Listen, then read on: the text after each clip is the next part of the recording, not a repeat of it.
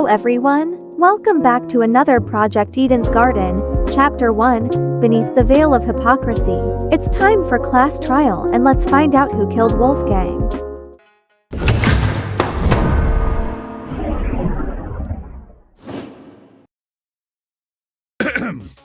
Let's welcome back to the trial grounds, everyone. Unlike previously, today will be no circus. No mockery woven with stitches and needles. A true, fair, and proper trial will commence. A battle of wits between the blackened and the spotless. I doubt I have to explain the rules to you again. But even so, you must vote for who you believe is the blackened. If the blackened receives the majority of votes, only they will be punished, and the rest of you will resume your killing game experience. However, if you vote for the wrong person, then expect no sympathy from your hosts. All spotless students will meet a tragic end, while the blackened will be granted release from this academy. Happy discussing! We pray for your survival and success. Can someone please break this silence? I don't want to talk about this. Wolfgang deserves justice. But putting everyone's lives on the line like this is just cruel. Oh, crap. Without a lawyer, we're totally screwed.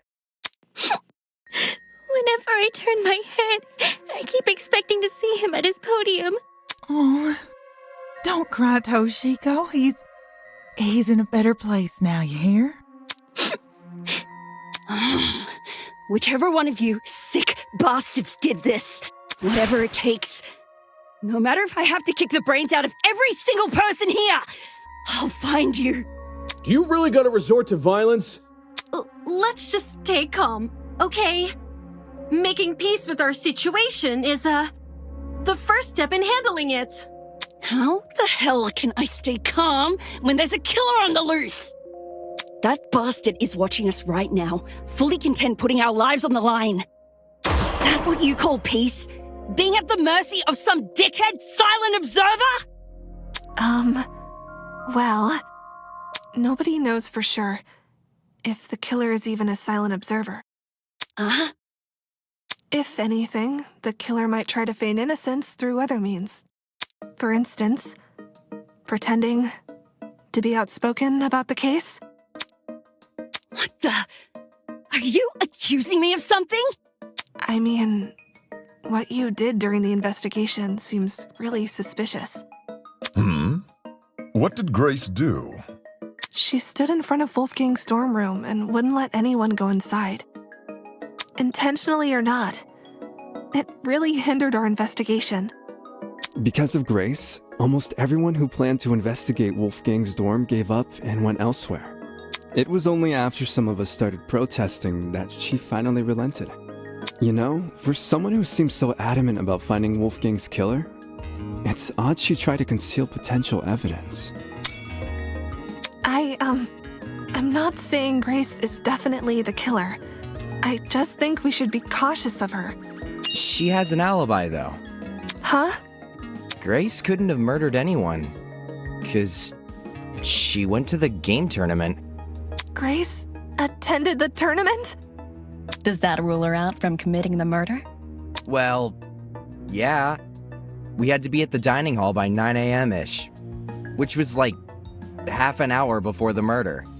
Nobody left the tournament after it started either.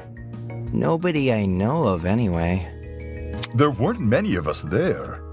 Had someone disappeared, it would have been obvious. So, Grace is off the hook? Wow, that plot thread resolved itself quicker than I was anticipating. So Jean, Grace, and Kai attended Cassidy and Jet's game tournament. And me. And Mark. Damon and I also attended the tournament. We can also vouch for Grace. You guys aren't lying, are you?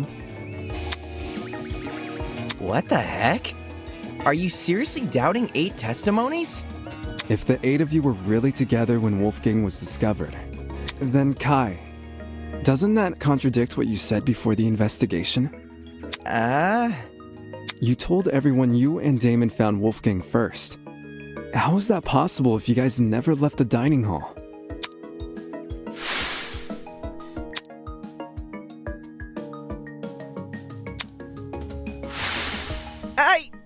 I never said I didn't leave the dining hall! But earlier you told us you were with the other attendees. That's because us partygoers left the dining hall together. Mm-hmm. When the blackout struck, the tournament folk joined arms and headed straight downstairs. I would know. I saw him. There was a blackout? You don't remember? Actually, I don't recall a power outage either. How could that be? Did an alternate timeline converge with ours?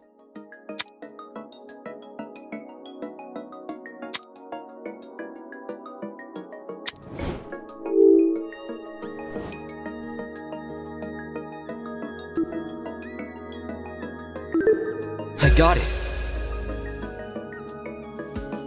The reason not everyone experienced the blackout is because only the building containing our dorms was affected. If I had to guess, the courtyard and tree area are connected to separate power sources. So the tournament attendees were affected, yet they left the dining hall? Why not stay put until the power returned? Because we were the ones who brought it back. It didn't seem like the power was being restored anytime soon, so we took up the challenge of fixing it ourselves. And just our luck, boom! We found a spare generator lying in one of the storage closets. Of course, then we found Wolfgang. She's right. The 8 of us split into 4 pairs and inspected a storage room each. Because of the toaster trinket map, we know which ones, too. Eva and Grace checked storage closet A. Jet and I checked storage closet B. Damon and Kai checked storage closet C. And Jean and Mark checked storage closet D. Yeah, I was with Grace. She can confirm being with me, too. Yeah, we were together. Oh, I didn't realize. I'm so sorry for what I said earlier. Sorry? You're sorry for accusing me of murder. Sorry doesn't cut it, you conniving two-faced bitch! If you really want my mercy, then get on your knees and beg for it! Whoa! Uncool, dude. Hang on. Even if you aren't involved in Wolfgang's murder, you must know something about his last known whereabouts. What makes you think she'd be privy to that? You see, there's proof Grace spent last night with Wolfgang. Grace and Loya Man? Talk about an unexpected pairing. When I investigated Wolfgang's room, I saw a bunch of golfing equipment inside. Also, there was a blue woman's jacket tossed over the mantle of Wolfgang's bed. Ugh. He's right. I also saw the equipment and the clothes. The clothes are understandable, maybe. But why was golfing equipment in the room? Yo, little history dude. Wolfgang must have spilt the beans with you, right? Why would Ulysses know anything? Common courtesy. If you're gonna have a one-night stand, you gotta let your roomie know in advance. Common courtesy also says you should watch your mouth around children. Yes, ma'am. So if I'm getting this right, Ulysses is bunking with Wolfgang? Well, we only shared a dorm for one night. You aren't bunking with him anymore? Let me provide some context. As you may remember, after Desmond suggested everyone bunk together, the male students were directed to the dining hall. Once there, we played rock, paper, scissors to determine who would partner with who. Jet partnered with Mark, Desmond with Jean, Damon with Kai, and I with Wolfgang. Those were the pairings at the time. However, the following day, Grace and I agreed to swap rooms. Yeah? Why'd you do that? For reasons. Totally not suspicious. It was a win-win situation. I get Grace out of my hair. She gets me out of hers. You two were originally bunking together? The pairings were decided via a game of tic-tac-toe. I wasn't big on my partner being chosen for me, so when the opportunity arose to change that, I took it. Thus, I became Winona's roommate, and Grace became Wolfgang's. Can confirm. I watched the whole thing play out. Since the room swap happened the night after we implemented the bunk buddy system, that would mean Grace and Wolfgang have been bunking for about a day and a half. Ugh, gross. In that case, Desmond was right about those two being together last night. Grace, did Wolfgang act strange at any point? Like, maybe he said something that stuck out to you, or, maybe had trouble getting to sleep. No. Nothing weird happened last night. Nothing happened last night, but... The morning of the murder, this morning, Wolfgang told me he felt sick. Sick? With a stomachache. It hurt so bad he couldn't get out of bed. I was gonna cancel my plans for today, but he convinced me to attend the tournament. So, I left his room right after the morning announcement. And yes, I'm talking about the game tournament. The same one Wolfgang acted all hesitant about attending. Newsflash, I changed his mind after breakfast yesterday. Hold on a sec. That ain't what you told me this morning. What did Grace tell you? Simply put, she felt like competing. Grace knew I planned to compete as well, so she asked me to be her sparring partner, since you needed one to enter the tournament. She withheld information. Aye, that she did. Of course, since I now know Wolfgang's condition at the time, I can't say I blame her. If someone you cared for was in a vulnerable position, would you go around and admit that in a killing game? No. You would try to protect that person by saying nothing at all. When you put it that way, man, sounds rough. I think it's obtuse. Huh? Say we assume the best of Grace. She withheld information not to trick anyone, but to protect someone she cares about. What then should we make up the glaring contradiction in her testimony? What the hell do you mean, contradiction? If your bunking partner was too ill to make the short trek to the dining hall, how did he walk all the way to the boiler room? Good point. If Wolfgang really were bedridden, he would have stayed in his room. Now that you mention it, to reach the underground floor, wouldn't Wolfgang need to descend, 4 flights of stairs? It's nothing for a healthy person, but for a guy who's supposedly really sick... It's not my fault it doesn't make sense. It's just what Wolfgang told me. Yeah. Didn't we decide Grace wasn't the killer anyway? That's not to say she doesn't know more than she's letting on. I'm not withholding anything else. Leave me alone.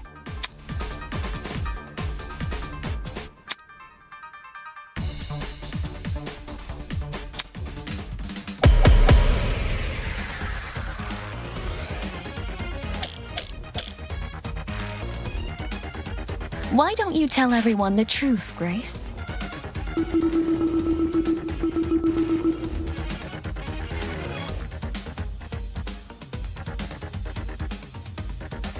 I've got nothing else to explain. The last I saw Wolfgang, he was in our dorm room. Okay, hear me out. Secret hallways. We would have found those by now. Maybe Wolfgang was carried by the killer. That, or Wolfgang never told Grace he was sick. I wouldn't lie about what he said. What if Wolfgang used the elevator in the tree? You're not helping. Why don't you tell everyone? We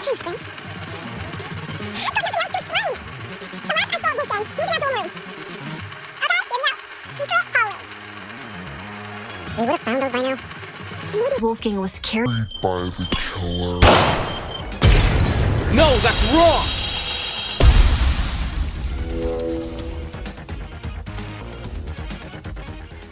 It's true Grace's testimony is inconsistent with where we found Wolfgang's body. But that's not Grace's fault. The only person we should be blaming is Wolfgang himself. What the heck? Why are you blaming him? Simple. Because he lied about being sick. Seriously? You can cooperate. Can't you, Toshiko? During the investigation, you told me you saw Wolfgang in the hallways at 8:10 a.m. That's after I left. Yes. I remember now. Ingrid. She had developed a headache, so I went to the pharmacy to find some medication. The trip itself went fine, but when I returned to the hallway, I found myself face to face With Wolfgang? Hold the phone! Toshiko actually saw Wolfgang? We had a normal, pleasant exchange. He appeared perfectly healthy and even mentioned going to the tournament. Of course, he never made it. I don't want to be that guy, but can anyone confirm this? Mm-hmm. I heard them chatting a while in my room. Though I was bedridden like a sitting ghost, I could still make out their voices here and there. Strange. He told Grace he wouldn't attend the tournament, but then said the opposite to Toshiko. Sounds like he was telling fibs to conceal his actual intentions. And what's his true plan supposed to be? To go to the boiler room. Most likely. I'm lost. What business would a guy like him have down there?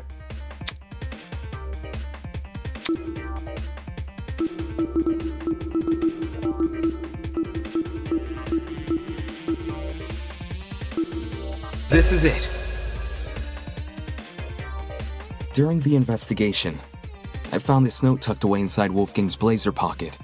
A lot of it is water damaged. The paper looks like it was ripped from a notebook, and the handwriting was done in ink. But some parts are still legible. This mentions the boiler room. Exactly. The fact we found Wolfgang in the boiler room, and this note in his pocket. It can't be a coincidence. This note must be the reason Wolfgang went there. That mention of a secret sure is suspicious. I'm willing to bet Wolfie's reason had something to do with it. Agreeing to meet a stranger in some spooky dark place? Wolfgang had nerves of steel. Ulysses, Grace, do you remember Wolfgang getting delivered a weird note? No. The only time I recall him receiving anything was when Tozu distributed those envelopes. I don't know anything about a note. Really? Wolfgang shared nothing with you guys? Guess he didn't want them to know what it said. Right. And if Wolfgang wanted to keep this note a secret, he would obviously want to keep the meeting a secret too. Then the reason he told Grace he felt sick was to remove her from the picture. Yeah. Once she's not in the room, Wolfgang has his opportunity to sneak out and head downstairs. That's also why he encouraged her to attend the tournament. Didn't this same guy ask us to share our blackmail with each other? Talk about double standards. Are we sure he wasn't just trying to protect Grace? Maybe he knew he was meeting someone dangerous, so he thought it would be safer not to involve her. That does sound like something Wolfgang would do. Not to interrupt, but on the subject of blackmail, did Wolfgang ever confront the person he had? Oh? You don't know whose blackmail he got? Well, if you recall what Wolfgang said originally.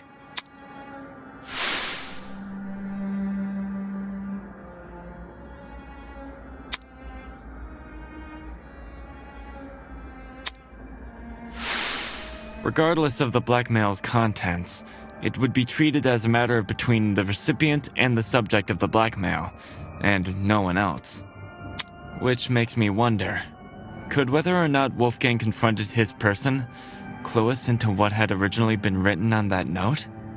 I'm not picking up what you're putting down. If that person somehow realized Wolfgang carried their blackmail, but never came forward about it, they could have demanded Wolfgang show it to them.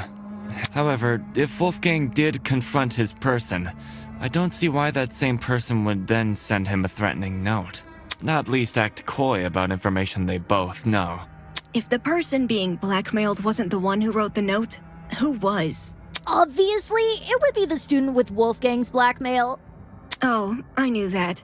Yes, the secret in question may actually be a reference to Wolfgang's blackmail, not the sender's. Is there any way to figure out whose secret it is? We'd probably need to know whose blackmail Wolfgang had first. Oh, I've got just the idea. Yo! Person who Wolfgang had blackmail on! If he gave you your blackmail back, can you say something? Don't forget the person with Wolfgang's blackmail. Oh, right. Hey! Person who's got Wolfgang's blackmail! If you're innocent, say something already!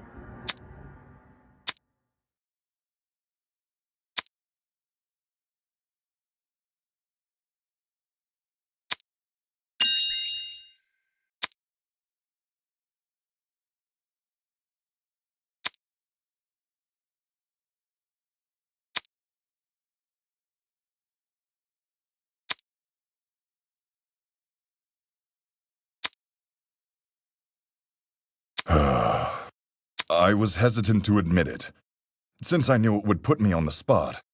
But I'd rather be suspected than be the reason this trial comes to a standstill. Are you confessing? Do you have Wolfgang's blackmail? Nah, not his. Seriously? Way to be anticlimactic. However, it's thanks to him that I have my own. Your own? Wolfgang approached me the same day everyone received an envelope. Funnily enough, it happened right after I'd finished speaking with my own person. He and we had a good talk. He gave me his envelope and asked me to take care of it. If you need the proof.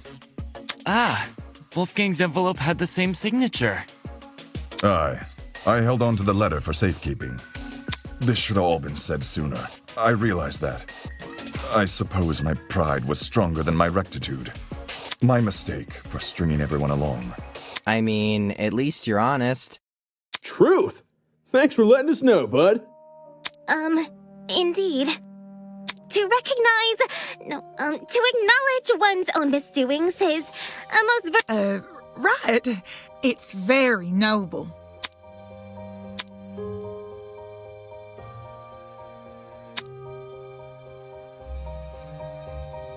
I take it our other blackmail person isn't gonna step forward?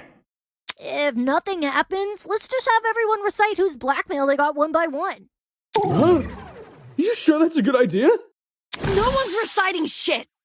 It was only a suggestion. Calm your farm. Even if we knew who had Wolfgang's blackmail, that doesn't necessarily mean they're his killer. It's annoying they won't speak up, sure. But unlike John, they would actually need to reveal Wolfgang's blackmail to prove they have it. This person might just want to respect Wolfgang's request to keep the blackmail between two people. Especially now that he's gone. I don't know. Is it really okay if we never find out? Circumstantial evidence alone can't prove something beyond a reasonable doubt. If we want to solve this case, we need indisputable evidence. Yeah. It's like doing a jigsaw puzzle without the box art to help you. The cases, or... Obviously, the case. The more pieces you connect, the clearer the image you're constructing becomes. The clearer the image, the more you can assume about it. Do you see what I'm saying? Once we know how Wolfgang died, the rest of this case should fall into place. You certainly talk a lot stranger than you used to. But I think I get it. Well, I don't want to be the one to start, but we can all agree Wolfgang was stabbed to death, right? When I was in the boiler room, I saw a knife bob around in the water near him. And on the ground, there was blood. Dried blood on the boiler room floor and on the hallway floor. That's gotta be Wolfgang's blood, right? The knife was bloody, so... Seems like a brawl happened in the hallway. While poor Wolfie was minding his own business, he was confronted by the killer, who attacked him and chased him into the boiler room. That would line up with how we found him.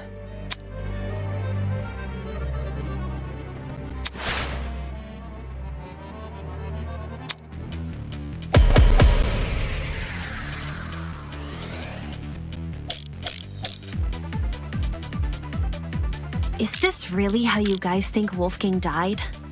The bloody knife is way too big of a coincidence. It was floating in the water right next to him. Not just that. There's blood on the boiler room floor and along the underground hallway. A confrontation must have happened in those hallways. Nah, it was probably a sneak attack. The killer snuck up on Wolfgang, stabbed him from behind, and the rest is history.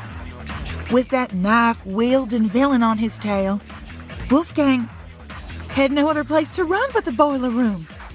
So, the killer entered the boiler room after him, which was when they, ended it. It all makes sense.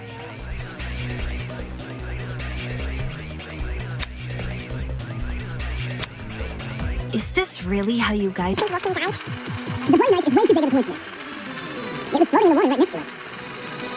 Not just that, there's blood on the boiler room floor. And along the underground hallway.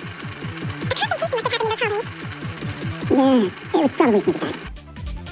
The killer snuck up on Wolfgang, stabbed him.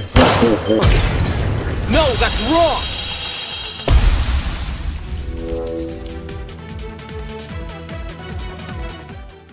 Jed, you talk a lot about the knife and the bloodstains on the floor, but did you ever look at Wolfgang himself? I gave him a glance. Nothing too deep. I figured. Had you actually taken the time to look at Wolfgang's back, you would have noticed a clear absence of stab wounds. In fact, none of the injuries he sustained were the type to cause severe blood loss. Seriously. We went over the same thing with Cassidy during the mock trial. Couldn't you give Wolfgang the dignity of a proper investigation? Hey, man! It's not like I didn't try! It's just... this stuff doesn't come easy, you know? Nobody wakes up thinking they'll have to solve their buddy's murder later. Isn't that exactly what you should be worrying about in a killing game? Not everyone has the stomach for investigating. That's fine. That's why you got people like me to do the heavy lifting. Since some of us here weren't able to investigate Wolfgang's body, I'll lay out his injuries. There were 2 marks on the back of his neck, a bruise, and a tiny red dot. His hands were burnt too, so 3 injuries in total. Besides that, I caught nothing else. Burns, you say? Junior high, my dear Wilson. The killer used a flamethrower. These didn't look like normal burns. Not the sort you'd get from a stove fire, or a hot iron, or a flamethrower, I suppose. Contradicting my theory outright? Jeez. So this is the thanks I get for vocalizing my thoughts? Sorry, lass. Yes, if I may add on to what John said. The burns actually bore a strong resemblance to what you might see in cases of corona paralysis. Chiaro... huh? Ooh, now this I know. Coronoparalysis. It's something which happens to lightning strike victims. Getting struck by lightning is like getting kicked by a horse. The impact is so shocking. Some people will lose all feeling in their limbs for a few hours. I was aware of lightning paralysis, but even I didn't know its official name. That's a nice head you've got on your shoulders. Lots of people tend to overlook the importance of lightning safety, especially where I'm from.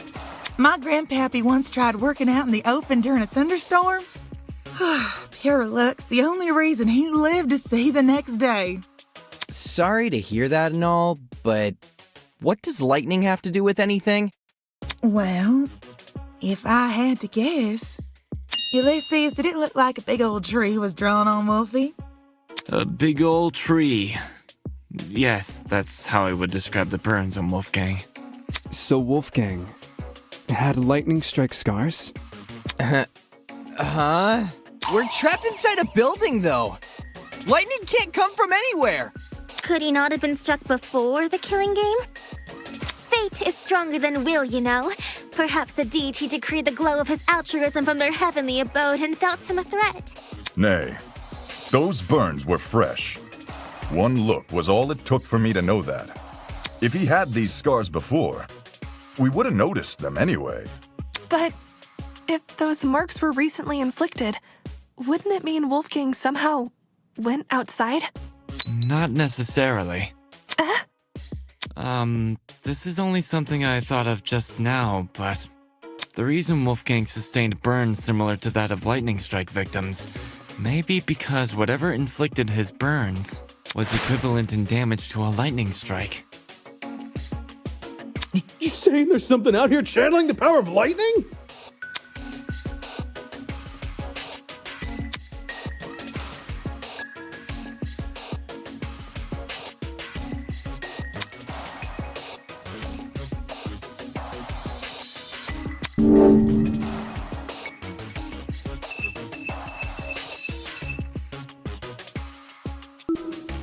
This is it.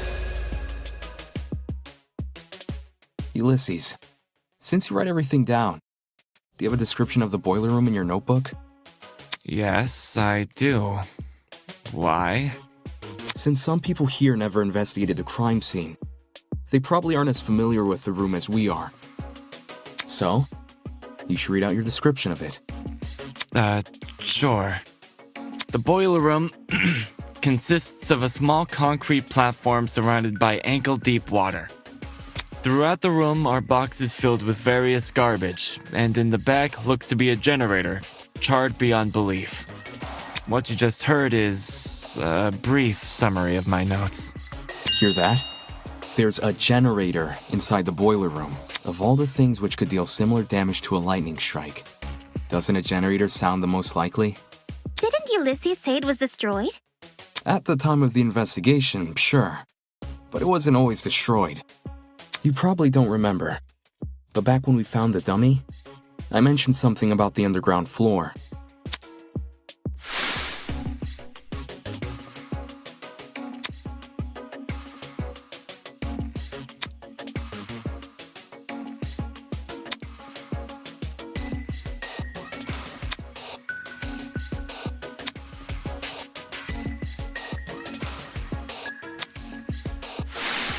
To be more specific, it was the boiler room I woke up inside. I hadn't been alone either. Ava was also there. I woke up first. Yeah. She did. Anyway, Ava, you agree the generator was in full working condition when we woke up, right? Right. So in the time since you woke up there, the generator was destroyed? It's the only possibility. As for what destroyed the generator, well, it's hard to say for sure. My best guess would probably be... Don't waste my time.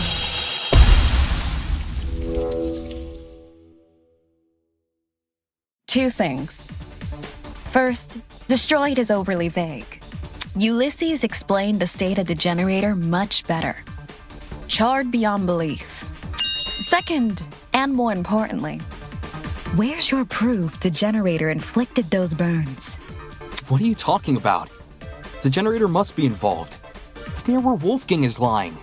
Being within range of something counts as proof now, does it? Do you also consider happenstance as conclusive evidence? Funny how the standards shift, if so. That's...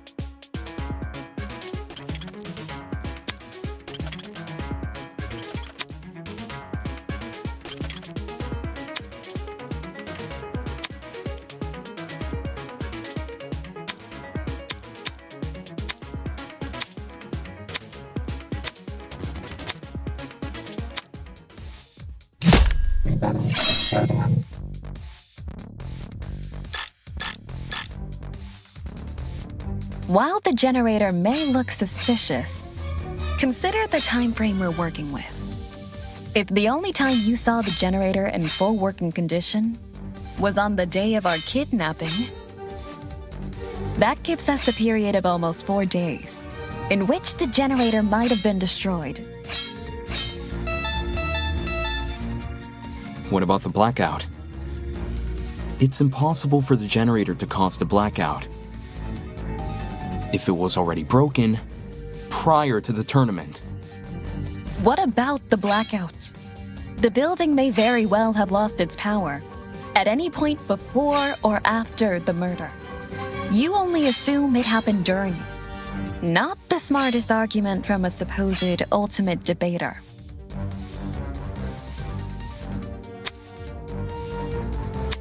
What about the blackout? The building may very well have lost its power. At any point before or after. I'll cut through those words!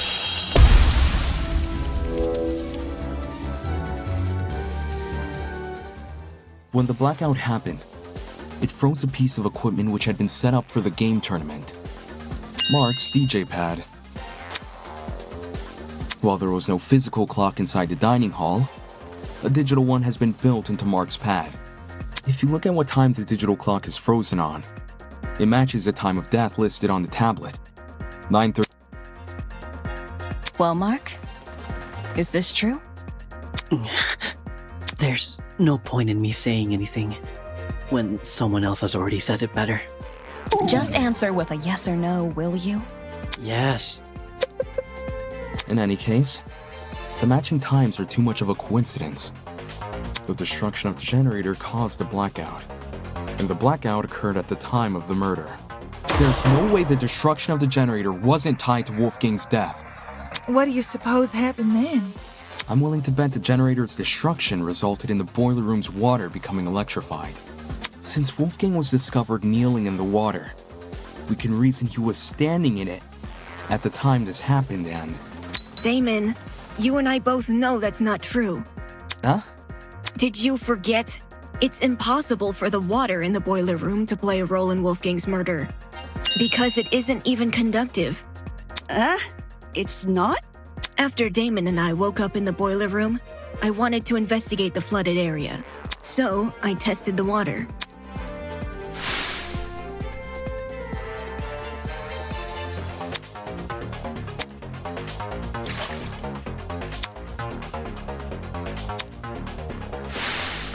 I even redid my test during the investigation, since Damon wasn't sure if he should touch Wolfgang's wet clothes.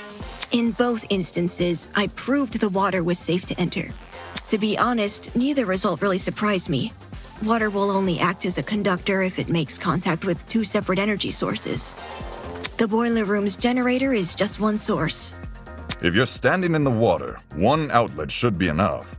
Speaking from experience, large bodies of water are terrifying conductors during storms. All it takes is one lightning bolt, and the surrounding miles are scorched. But the generator is a slow, persistent source of electricity. It's not the same as a lightning strike. Electricity is electricity. Doesn't matter how it manifests.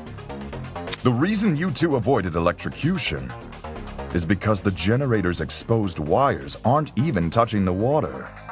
If they were, you would have been scorched right from the start. Maybe when the generator was destroyed, some of the wiring fell into the water? Nah. Even in its current sorry state, the generator's wires are nowhere near the water. It doesn't make sense for the generator to pose a danger anyway. The point of the killing game is for the students to kill each other, not for the facility to kill the students. A feature of the building killing a student would be a meaningless death because you can't attribute a student killer to it. As for why the generator's been charred, sometimes electrical faults happen. Even my ship's engines have broken under particularly relentless storms. And if an electrical fault caused Wolfgang's death, then his murder is purely on the hosts, ain't it? Of course! If we were responsible for his death, you lot wouldn't be here discussing it.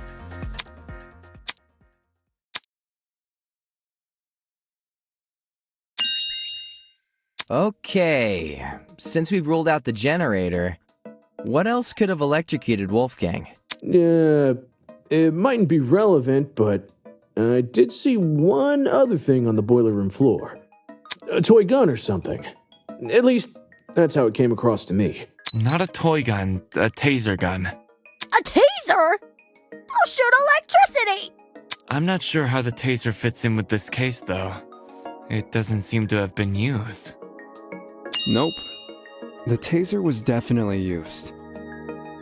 How so? I didn't catch any sort of string protruding from it. Not all taser guns release a string when fired. Some are completely wireless. For those types, you can tell they've been used if their blast doors are missing. Side note, blast doors are plastic panels which cover the muzzle of a taser. If a shot is fired, they pop clean off. When I was investigating the crime scene, I found the taser gun in one spot and its blast doors in another.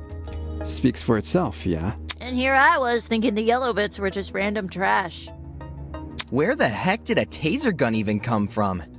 Last time I checked, there weren't any lying around in the storage closets. Maybe it belongs to someone here. Huh? Just think about it for 1 second. Everyone has a dorm room just themed around their talent. Mine's got DJ equipment, Jet's got car batteries. If that's what we have with our talents, what could someone with a dangerous talent have? Are you talking about, like, knives and stuff? What? Is there something on my face? Forget this. The person I'm talking about is Desmond. Huh? No way! You think the gun is Desmond's? Yeah. Hang on. You've got it all mixed up. Jean, do you know anything about this? As Desmond's roommate, perhaps you spotted something inside his dorm. Alas, we stayed in my abode. I couldn't tell you if he had weapons. Talk about suspicious. Did Desmond agree to bunk in Jean's dorm so Jean wouldn't see the weapons in his? Listen, I get where you guys are coming from, but that taser gun, it's not mine. I've never seen anything like it. No, that's a lie. A lie?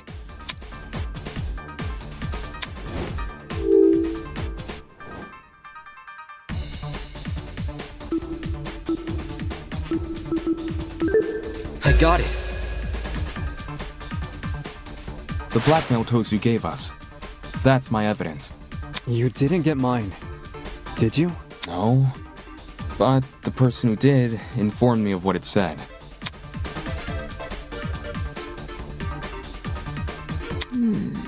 The writing style seems to match. I think it's legit. That's more than a little suspicious, don't you think? Leaving a bunch of weapons unguarded during a killing game? Don't judge me. This is the first time I'm hearing of it too. You didn't know there were weapons in your room? Yep, no idea. Our rooms aren't particularly subtle in their theming. Are we supposed to believe yours is any different? It is themed. I'm not denying that. But I sure as hell didn't catch sight of any weapons. If I did, do you seriously think I'd leave them unguarded and risk being found out? Yeah. Desmond cares too much about everyone. He pointed out the broken doorknobs and gave us the idea to bunk together.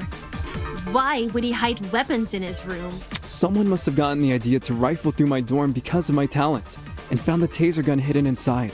There's no other way to explain it. So while Desmond gets a bunch of guns, all I get is an old game console and a dead controller. Take the bad with the good, dearest pupil. No one fears game consoles. Well, no one besides parents and the religiously inclined. Enough talking about consoles! Why are you guys believing Desmond so easily? If the taser gun belongs to him, then he's the killer. Any argument he makes against it is just a flimsy excuse!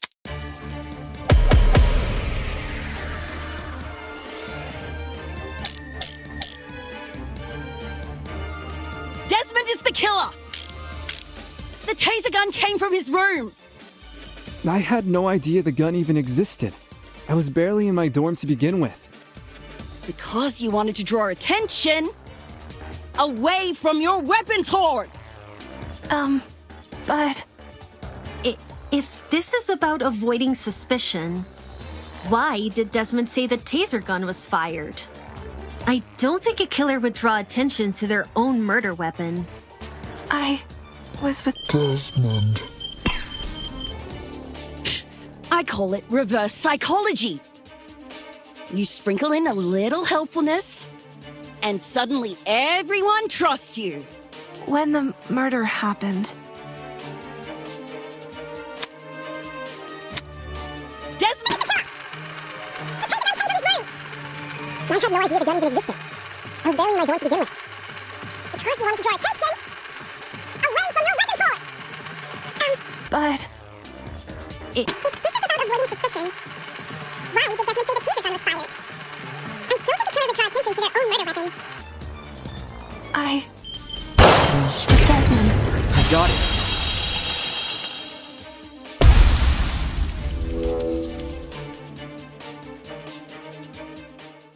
Regardless of whether or not Desmond knew about the gun, he definitely wasn't involved in the murder. Eloise can back me up on this. Right. Desmond and I, we were together in the courtyard at the time of Wolfgang's death. I see. Then both of you can be ruled out as suspects. Don't just take her word for it. She could be covering for Desmond. Jeez, if you have a bone to pick with these guys, at least save it for when we're not solving a murder. Yeah! Why don't you want to believe Eloise? Ever since the investigation, these two yuppies have been on my case non-stop. They're obviously working together. Not gonna lie, I see where Grace is coming from. When Eloise tried to single her out earlier, Desmond was pretty quick to jump in and agree. Even so, since the topic has been brought up, I would like to mention something. During my trip to the pharmacy, I believe I saw Desmond and Eloise in the courtyard together. You also said you were back in the hallways around 8-10 a.m., didn't you? That means those two were wandering around unsupervised. Either one of them could have left the courtyard. If Desmond was the killer, what would Eloise gain from defending him? Should the wrong vote be cast, nothing about the rules suggests an accomplice of the killer would be exempt from execution. That's right! And even if she was exempt, Eloise is too nice to be an accomplice to murder. Grace, I realize Desmond's irked you, but that's no reason to keep steering everyone down a dead end. Let's move on. A person who's always steering others down a dead end, huh? I guess they needed a GPS. Anyway, we should totally thank Desmond for clearing things up now. Not only do we know he's not the killer, now we know how the killer got their hands on the taser. Now we know how... What? Someone must have gotten the idea to rifle through my dorm because of my talent, and found the taser gun hidden inside. Yup, that is word for word what Desmond said. Right. Good memory. All in a day's work, baby! Can you repeat that quote, Cassidy? Again? But I just said it. Yeah, but I want you to say it again. All right. Someone must have gotten the idea to rifle through my dorm because of my talent and found the taser gun hidden inside. Is there something on your mind? If Desmond's testimony is anything to go by, then wouldn't this mean the culprit has to be male? What? If I remember correctly, all the guys were aware of each other's pairings. With that sort of knowledge, a male student could try and infiltrate another male student's dorm. None of us knew which room we'd be bunking in. It only takes a quick peek to check if someone's inside or not. Anyone could have done that. And who's to say the thief didn't barge in before we started bunking? Or while people were having breakfast.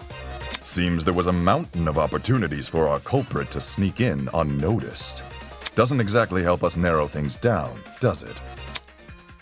Well, guess this taser gun was a bust.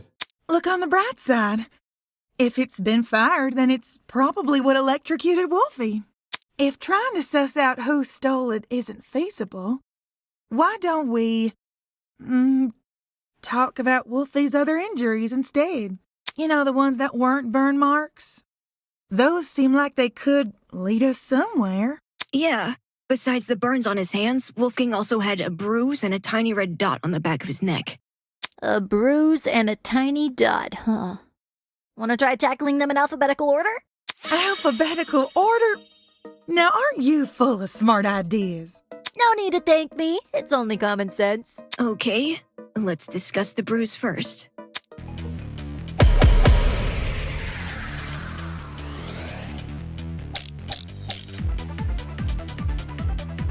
I think it's safe to say the killer didn't use a flamethrower. Maybe Wolfgang got into a fight? Someone might have attacked him. And aimed for his neck. If you can even reach that high. Either way, something must have hit him. What if Wolfie fell over? With how spindly he is, one tiny misstep could leave the poor fella bruised for days. Skinny guys bruise easily, eh? Let's see if you're right. Ulysses, fall over. No, thank you.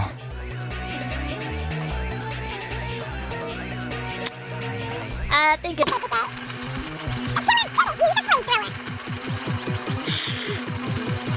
Wolfgang got into a fight? Someone might have attacked. I don't think that discounts anything I said. I think it's... Maybe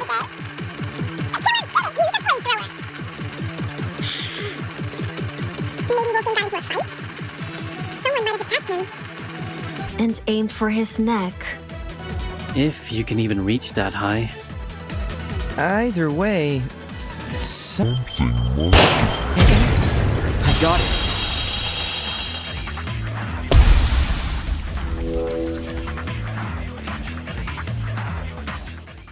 Kai is right. Something did hit Wolfgang. Really? Man. And I was only blurting out the first thing which came to mind. Anyway, from how you're wording things, do you know what that something is? A rolling pin. Eh? Wolfgang was hit with a rolling pin. How on earth did you reach that conclusion? Ava and I found this pin inside storage closet A, which is just a few feet from the crime scene. Coincidentally, the pin also has a dent. You sure that's enough to say it's involved? Could just be a flimsy pin. No. There's something else which solidifies this pin's role in the murder. Handprints. 2 of them on the edge of the pin. So the killer used a rolling pin to attack Wolfgang? It certainly explains the bruising on his neck. They must have wanted him to be unconscious so he wouldn't fight back. Exactly. It would be easier to drag him into the water if he's not awake. You reckon the killer purposely put Wolfie in the water? Bam! With one electrified blow, Wolfgang is zapped to bits with the taser! Since he's lying in the water, he's definitely a goner. Considering the logical ethos of the killer's rectitude, especially when governed under constricting pressure, leaving him catatonic would be the most facile solution. I guess it makes sense.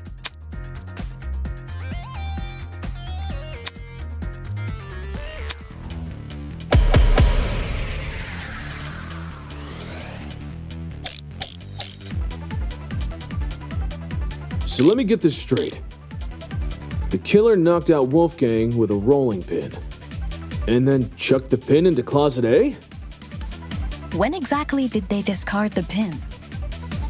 They couldn't have done it when Eva and I were already downstairs, because the 2 of us went inside Closet A. Why were you inside the closet? To find the backup generator, remember? Jed and I checked Closet B. Damon and Kai checked Closet C. Eva and Grace checked Closet A. And Jean and Mark checked Closet D. The killer just discarded the pin. Before we came down. Yeah, I think Mark's right. 'Cause the killer could run upstairs and go back to their room immediately after discarding the pin.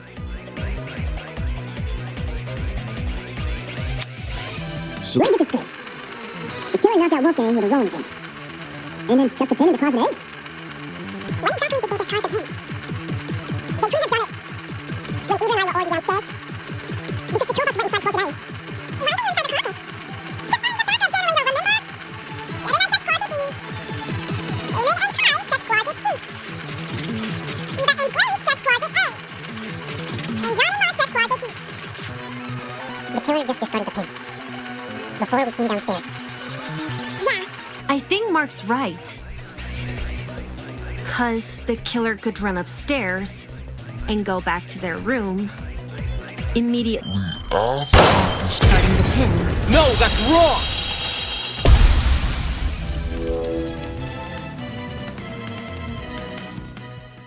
Diana, there's proof the killer fled the underground hallway at a later time.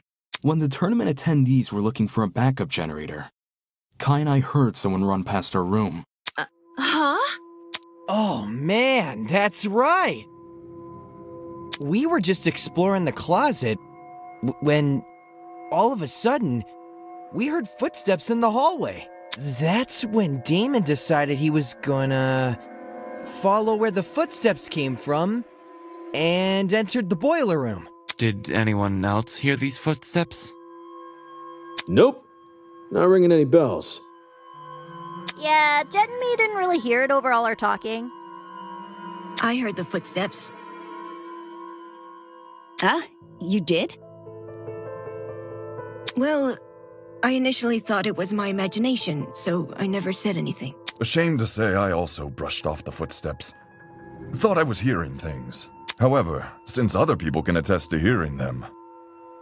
Then someone else was on the underground floor with us. Before anyone tries to bring it up, none of the tournament attendees could have been the person running. Since everyone explored the closets in pairs, they all have solid alibis. I'm sure we can all vouch for that, aye? Everyone was still in their closets after Damon and I found Wolfgang. So... Considering the footsteps were moving away from the crime scene, I think it's safe to say they belong to the killer. Wouldn't that mean the killer fled while you guys were exploring the rooms? Hold on! So the killer had been right next to us? Doy, that's a given. Huh? How are you so calm after hearing that? The only thing which stood between us and a murderer was a door. What if they attacked us? Well, they didn't, so I don't see what the problem is. Sheesh, you're weird. Why not run away earlier, though? Fleeing while everyone is searching seems really risky.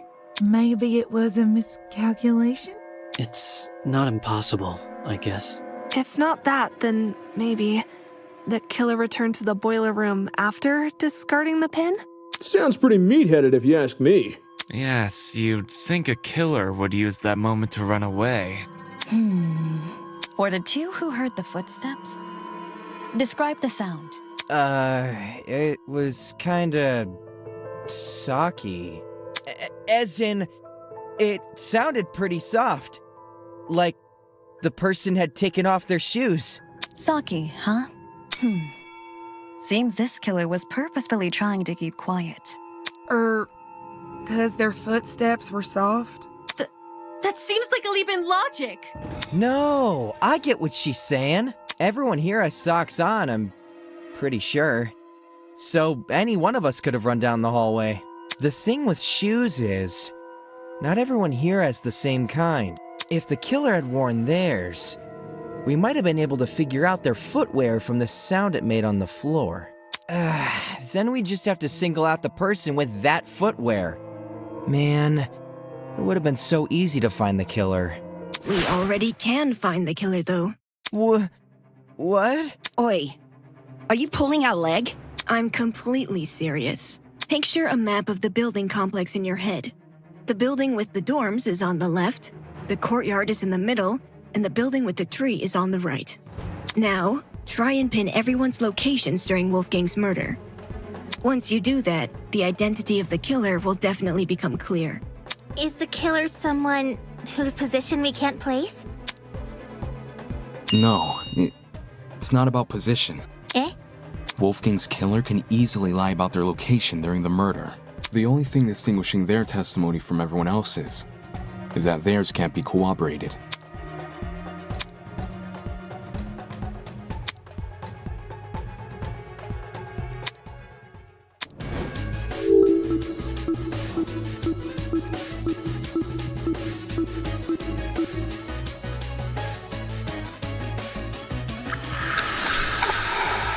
It has to be you! Diana, it's you, isn't it? Her? The makeup girl? She's the only one here without an alibi. Those of us who attended the tournament can obviously be ruled out. And as for those who didn't, Desmond and Eloise were in the courtyard. Toshiko and Ingrid were in the same dorm room. What about Winona? She never mentioned an alibi. Give me a break. Winona and I were in the building with the tree all morning. In fact, yes, Desmond and Eloise should have witnessed us walking over there, as those two were in the courtyard at the time. Yeah, that's true. In that case, Diana really is the only one without an alibi. Guys, if she's the person who fled the boiler room, those footsteps we heard make a lot more sense. Heels make a pretty loud clop sound on hard floors, and the underground hallway's floor is pretty hard. Diana would obviously want to take them off. Also, heels aren't comfy to run in. Whoa! I didn't even think of it like that. You're totally right, though. Since Diana's the only one here with heels, she would have to take them off. Guys, what are you talking about? Me? A killer? Do you really think I could be a killer? The fact you weren't at the tournament is incriminating enough. Not just that. Everyone but you has an alibi. But I do have an alibi, right, Ava?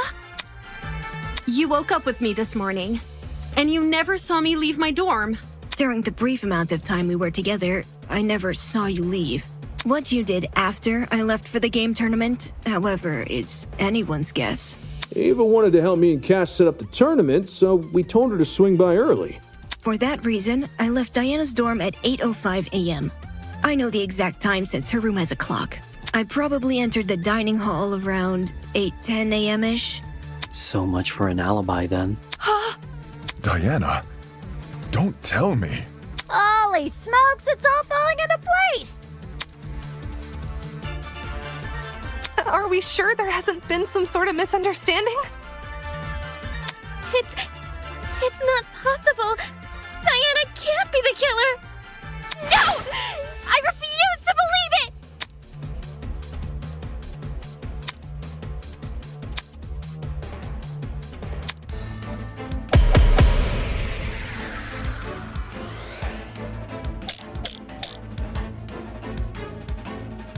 if it was Diana inside that boiler room, could she be the one who left the blood trail? Because if so, that might be her blood on the knife, too. Diana's blood? Are you saying she wounded herself? Wounded herself? What makes you think that? I don't know! Why else would the killer's blood be on my own weapon? I don't have it wrong! There were only 2 people in the boiler room, and we've already proven one person wasn't stabbed! So the blood was left by the other person! The blood was left by the killer! If it was Diana inside that boiler room, could she be the one who left the blood trail? Because if so, that might be her blood on the knife, too. Diana's correct? Are you saying she wounded herself? Wounded herself?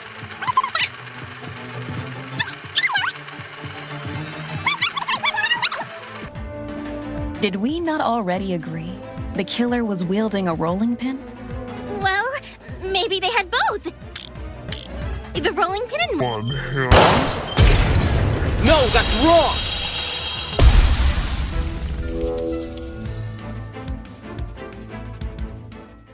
No. The killer was only wielding the rolling pin during their confrontation with Wolfgang. You can tell just from looking at the pin. There are 2 handprints wrapped around the edge, which makes sense because you can swing with more force if you use both hands. And that's what a killer wants when trying to knock out a grown man. Then, who held the knife? It wasn't the killer, so it was most likely the only other person in the boiler room, Wolfgang Akire. What the hell are you talking about? Wolfgang carrying a dangerous weapon? Bullshit! If you were in his situation, wouldn't you? Huh? Wolfgang received an anonymous message asking him to meet in a basement, all whilst in the middle of a killing game. At that point, it doesn't matter how much of an optimist he is. He'd know better than to come unarmed. A knife isn't super hard to find, either. Wolfgang probably just stole one from the kitchen. Besides, if Diana is the one who got stabbed, it would explain the blood trail. Think about it. She arms herself with the rolling pin and attacks Wolfgang. getting hurt by him in the process. For some reason, possibly because of the blackout, she doesn't clean the blood trail she's leaving, and returns to her dorm room after... No! That's wrong! Huh? I wasn't stabbed. If I was stabbed, then I'd have an injury. But there's nothing, right? There's nothing on me. Depends. If a vein got nipped, you'd be seeing blood no matter the size of the cut. Of course, that also means a small cut will need bandaging, which I'm not seeing on you. You may not see any injuries on Diana, but that doesn't mean they aren't there. Huh? If she wanted, she could simply hide her injuries from view. After all, someone like her has exactly what it takes.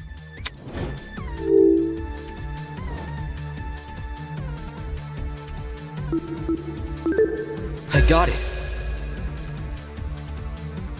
Her talent. As the ultimate cosmetologist, Diana could easily cover her wounds. It makes sense. With the right equipment, she could probably disguise even a bandaged wound. As Diana's bunking partner, I've seen firsthand how many different cosmetics are inside her room. So unfortunately, I have to agree. Well, Diana, did I get anything wrong? No. No. But Wait. Diana, did you just say no? As in, no, you're not wrong that I covered up my wounds? Oh, crap. You guys know what this means, right, guys?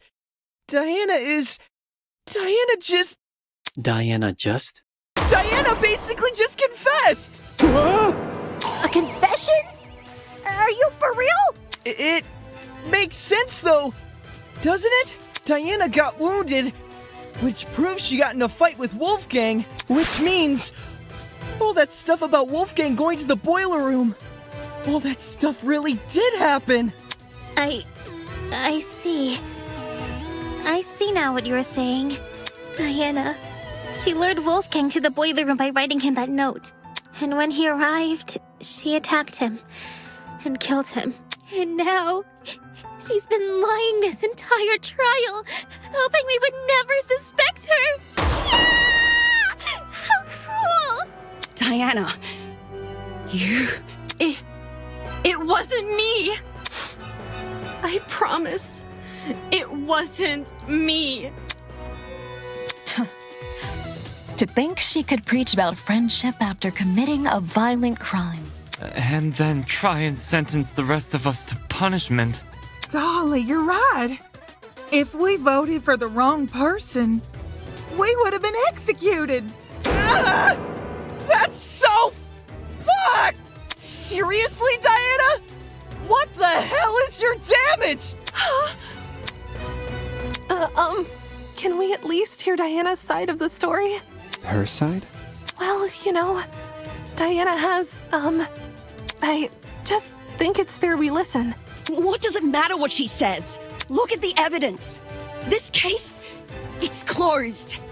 We know who the killer is. If you really want to ask for Diana's side of the story, then do it after the vote. No! No! No!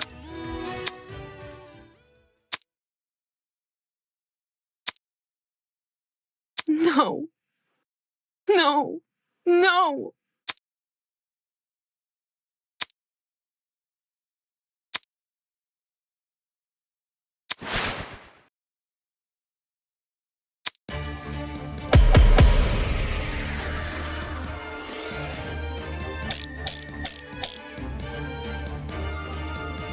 Diana was the one who lured Wolfgang to the boiler room.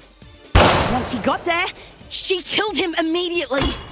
Then she fled the crime scene, hoping the rest of us would never learn the truth. How could you, Diana?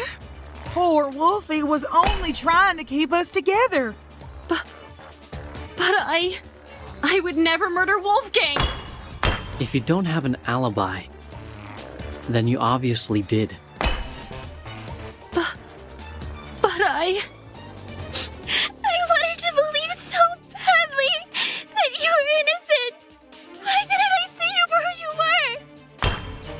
If this goes on any longer, I'm gonna be sick. What are we waiting for then? Let's get this over with and vote!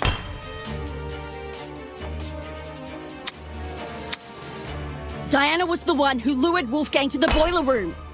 Once he got there, she killed him immediately. Then she fled the crime scene, hoping the rest of us would never learn. Together. Wolfgang! If you don't have an alibi, then you obviously did.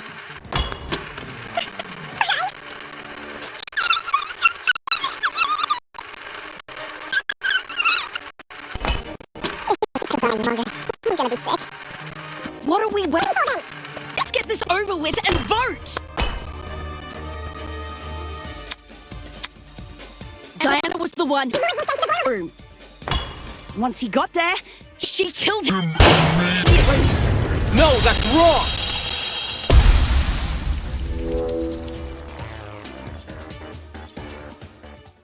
Hold on. Grace, you're overlooking a crucial detail. Huh? Do you recall the note I found in Wolfgang's blazer pocket? It asked him to meet in the boiler room at 8:15 a.m. But, according to the Tozu tablet, he died over an hour later at 9:35 a.m. That means Wolfgang didn't die right after he got to the boiler room. What's your point? My point is that the killer had no reason to lure Wolfgang to the boiler room and then wait over an hour to kill him. There's no guarantee another person won't enter the room during that time. It's in the killer's best interest to be in and out of there as fast as possible. When we originally discussed the note, we lacked the context to properly understand this time discrepancy. But if we go with your idea that Diana killed Wolfgang immediately, then that discrepancy becomes all too clear. How do you know Wolfgang didn't just arrive late? He was already on his way when I ran into him at 8:10 a.m. He must have arrived on time. Same goes for the killer. I doubt Wolfgang would stay in the boiler room for long if no one came to meet him. For that reason, we can assume Wolfgang was knocked unconscious soon after he arrived. But there's such a long period of time between him being knocked out and him being killed. Unless you want to tell me he and Diana were in an hour-long struggle, then I'm sure there's more to the mystery here. Shut the fuck up!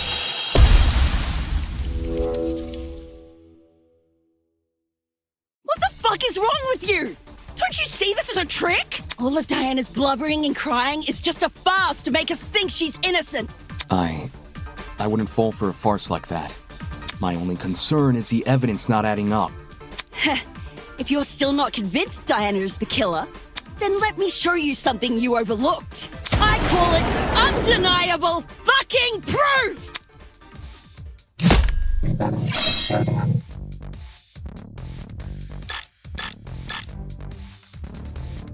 I don't give a damn what Diana says. Not only is she the one person without an alibi, the blood from her wounds places her inside the exact same room where Wolfgang died. How can the killer be anyone but her?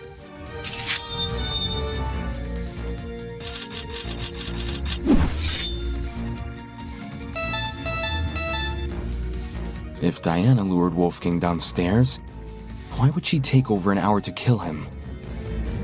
It doesn't make sense.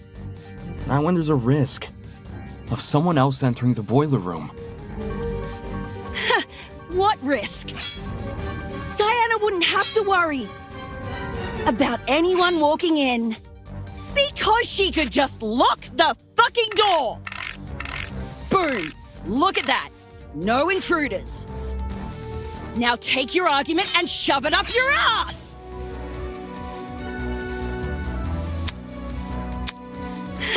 What risk? Diana wouldn't have to worry about anyone walking in because she could just lock the fucking door! I'll cut through those words!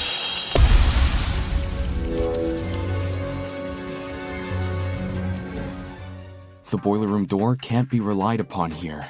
If Diana locked it, she would be trapping herself inside the boiler room. What? The doorknob has been flipped so that the keyhole faces inside, while the lock faces outside. Had you investigated the crime scene more closely, You might have realized this detail sooner. In any case, locking the door would lock everyone inside the room. If Diana was the killer, she'd be better off leaving the door open. How the heck do you even flip a doorknob? Sounds like something only a tradesperson could do. Meh. You really think so? Swapping a doorknob is easy. Well, last time I did anything like it was a while ago, but everyone here knows knobs are screwable, right? If you get a screwdriver and know what you're doing, you can rotate a doorknob quick smart. If you can swap a doorknob, then I guess anyone can. Right on! Wait, are you saying that like it's a bad thing, or...? Is that why Diana remained in the boiler room after Wolfgang died? She had been locked inside? What do you make of the footsteps then? If they were Diana's, it would imply she escaped the boiler room. How do you suppose she did that?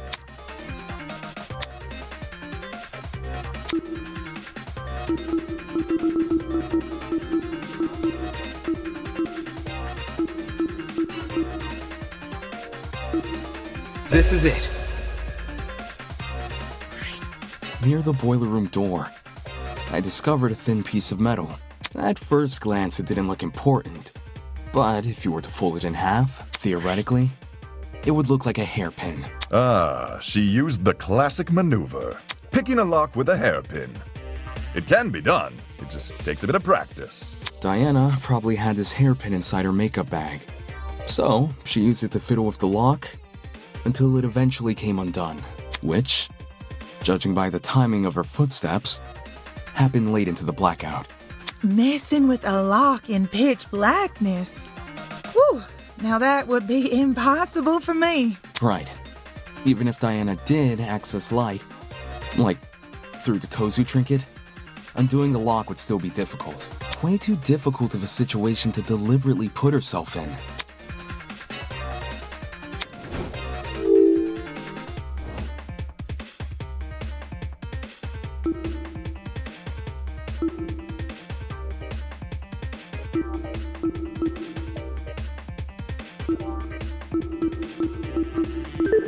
I got it.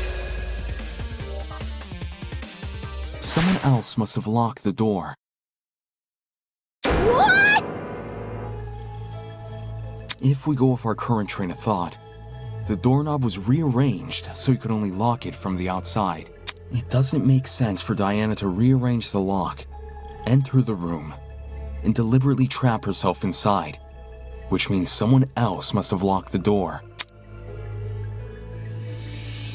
I know this doesn't necessarily clear Diana's suspicion, but it's strange enough to warrant further investigation. Aye. I'd rather resolve this thread before we move on to voting. Agreed. We could easily miss something important if we turn our noses away. So, why did this mystery person close the door in the first place? What if they saw the scuffle between Wolfie and Diana and closed the door to protect themselves? Instead of seeking help? Or trying to stop the scuffle? You say that like closing the door isn't exactly what you would do.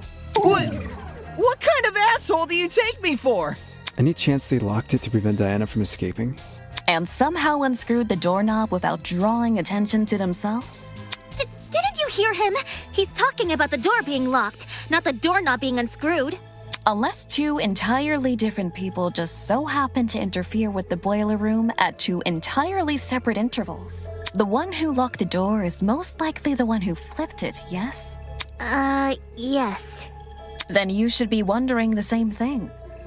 How did they unscrew the doorknob without catching anyone's attention? Yeah, doesn't sound possible. Not in the moment, it isn't. But what if the doorknob had been swapped beforehand? Say this person knew Wolfgang and Diana were coming to the boiler room. They could have swapped the knob in advance, waited for Diana and Wolfgang to enter, and then closed and locked the door. So the flipping of the doorknob was premeditated? With what we currently know, I'd wager it's our safest assumption. At least until we hear Diana's side of the story. Diana, since you were the last person with Wolfgang, your testimony could be our most valuable piece of evidence yet. You need to tell me what happened. If not for me, or for you. then at the very least, do it for Wolfgang's sake.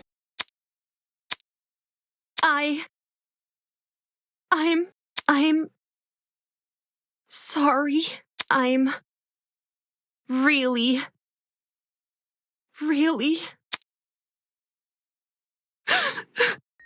I wanted to help. I wanted to make everything okay. But all I could do was be useless. All I could do was watch him die. It's all my fault. All my fault. For doing the wrong thing. So is this a confession, or? No! Huh? I didn't kill Wolfgang. And I don't know who did. But I still failed him as a friend. I failed him then. And I failed him here. But if I told the truth, things would be worse than they already are. But now that I've said nothing...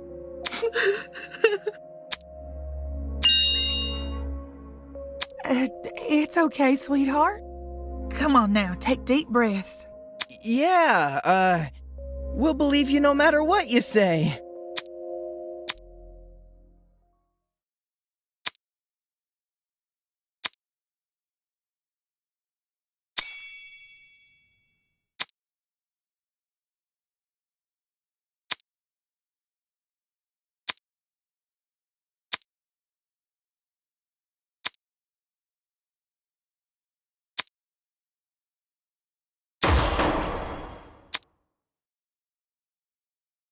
Has all this murder hubbub left your head in a tizzy? Perhaps you need a short break. Something to lighten the mood and let you collect yourself. Something like a nice cup of tea. Welcome, one and all, to the first episode of Tozu's Tea Time. If you haven't already, please sit back and relax. Here, we do not use our brains, but deal only in gossip. Now, a question from me to you. What are sheep good at, if anything? Most humans, and some sheep, tend to respond with a resounding absolutely nothing. Sheep cannot create art or invent medicine. For goodness sake, they can't even perform music. Their limited speech and quadrupedal locomotion prevents them from reaching the heights of humans. They're practically glued to the lower echelons of the food chain. No matter how hard sheep may try, they will never be anything more than their number tags. I can't say I like that answer. Too pessimistic for me. Plus, what of the sheep who still try? The sheep who realize their fate but continue to challenge it all the same. That they can be so determined to prove their worth when humans have all but deemed them microwavable meals. Isn't that something admirable? What a shame our sheep had to be so misguided. It seems that's about all the time we have. Thank you again for attending Tozu's Tea Time. No need for extravagant farewells. I've an inkling you'll be back for tea sooner than you can say Jack Robinson. Who's Jack Robinson? I have no idea. Ta-ta! Diana, now's your chance to defend yourself. Tell me what happened. Where do I even start, though? How about you begin by explaining why you went to the boiler room? Why I went there? It was... 'cause of a note. A note? 2 days ago, someone slid one into my room. I never got to see who. I just heard a knock. And when I walked over, there was a note under my door. I don't remember any of this. Sorry. It was midday-ish, and you weren't there at the time. And I didn't show you the note later because, well, I'll just read you what it said.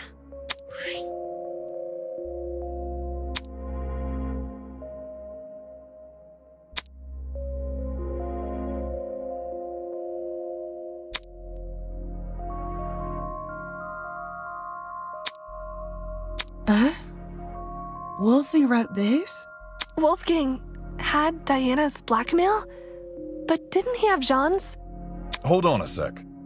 If you take a closer look, the handwriting on that note, doesn't it resemble the handwriting on Wolfgang's note? You're actually right.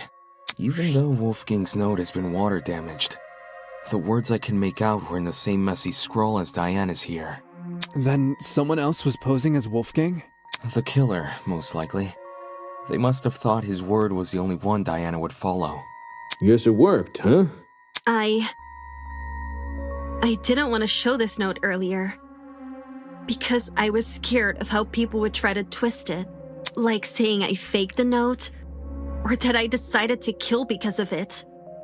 I thought it would be better to just stay quiet.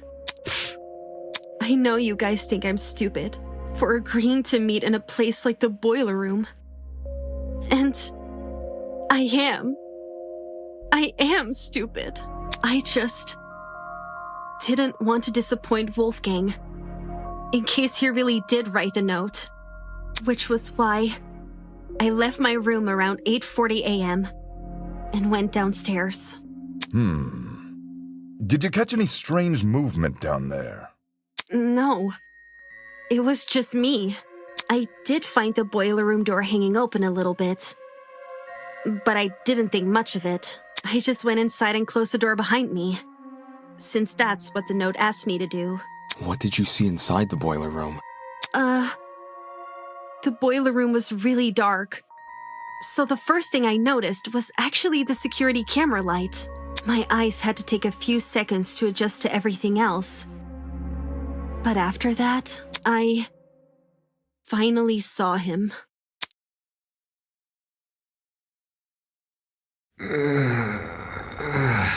Wolfgang was lying in the water, making these weird noises.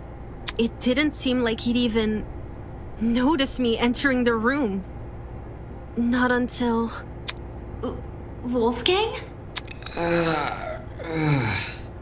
Hearing his name seemed to snap him out of his trance, because he slowly rose to his feet. Wolfgang, are you okay?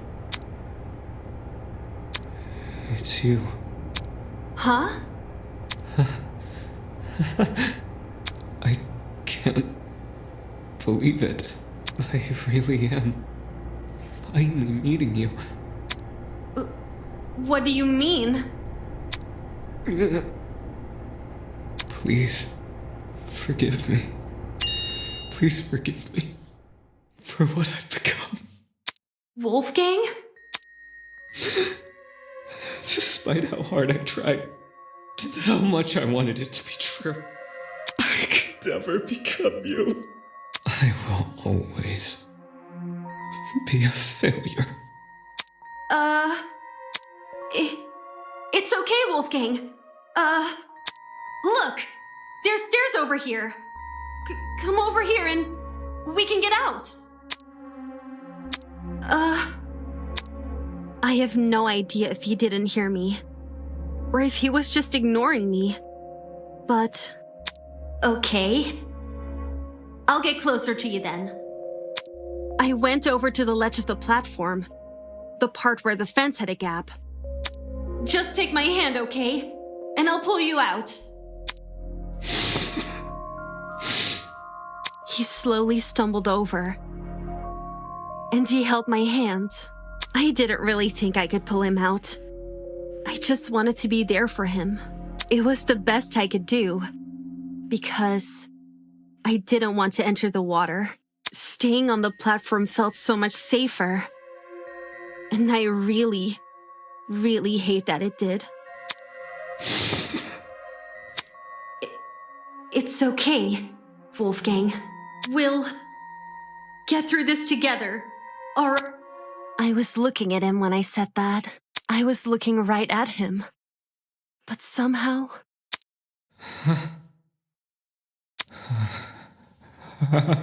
somehow I didn't think to react.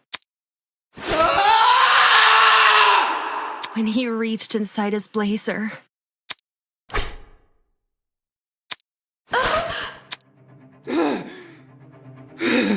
Bring her back. Bring her back!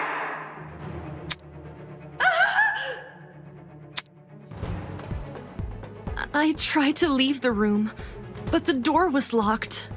I didn't know what to do. I started looking around for things to defend myself with. And that's when I saw the gun. The taser gun? Did you use it? I took the taser, and I aimed it at Wolfgang, and I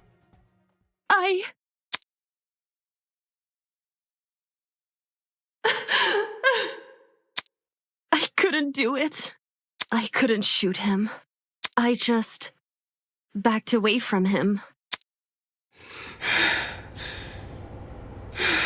I couldn't understand anything. Why was this happening to me? Why was I being attacked? Why can't I do anything to...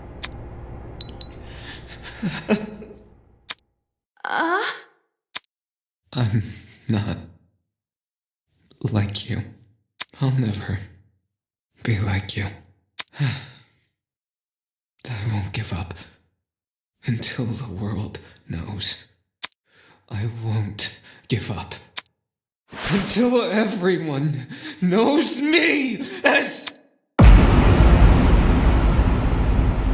All of a sudden, everything turned white. Everything in front of me. Except Wolfgang. In those few seconds, he became pitch black. And then, so did everything else. Even though I didn't see Wolfgang fall over, I heard it. His body cracking against the pavement, and his knife falling into the water. I waited for the gasp of pain, for him to groan or mumble or say something. But there was nothing. There was just me and the silence. That's how it happened. What the fuck? That man attacked you? Oh my goodness, Diana, I'm at a loss for words. This is getting too much for me, bros. I think I'm gonna faint. Holy shit. So Diana really did watch Wolfgang die. Why was he so violent towards her? It's like he became an entirely different person. The word you're looking for is crazy.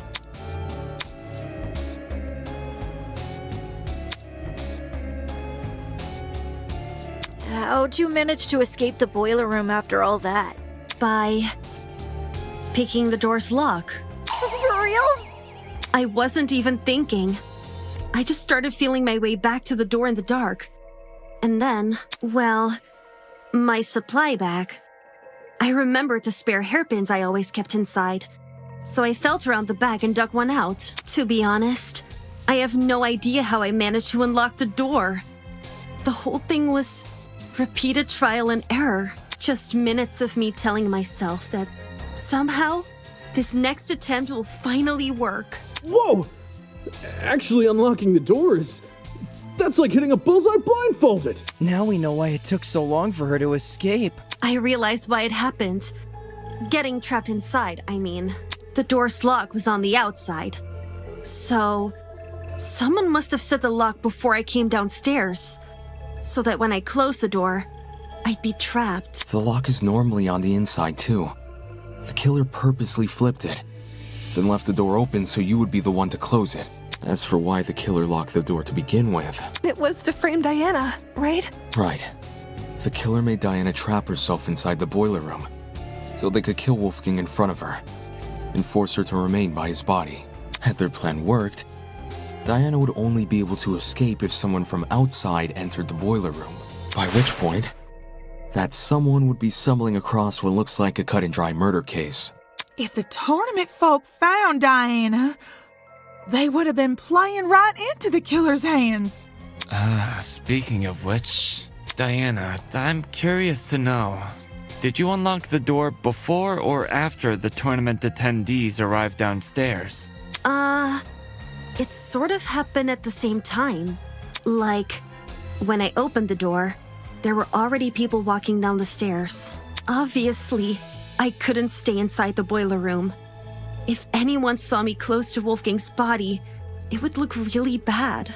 The hallway was a bit easier to make out in the dark, so I walked over to a wall bordering one of the storage closets and hid behind it, and stayed as quiet as possible.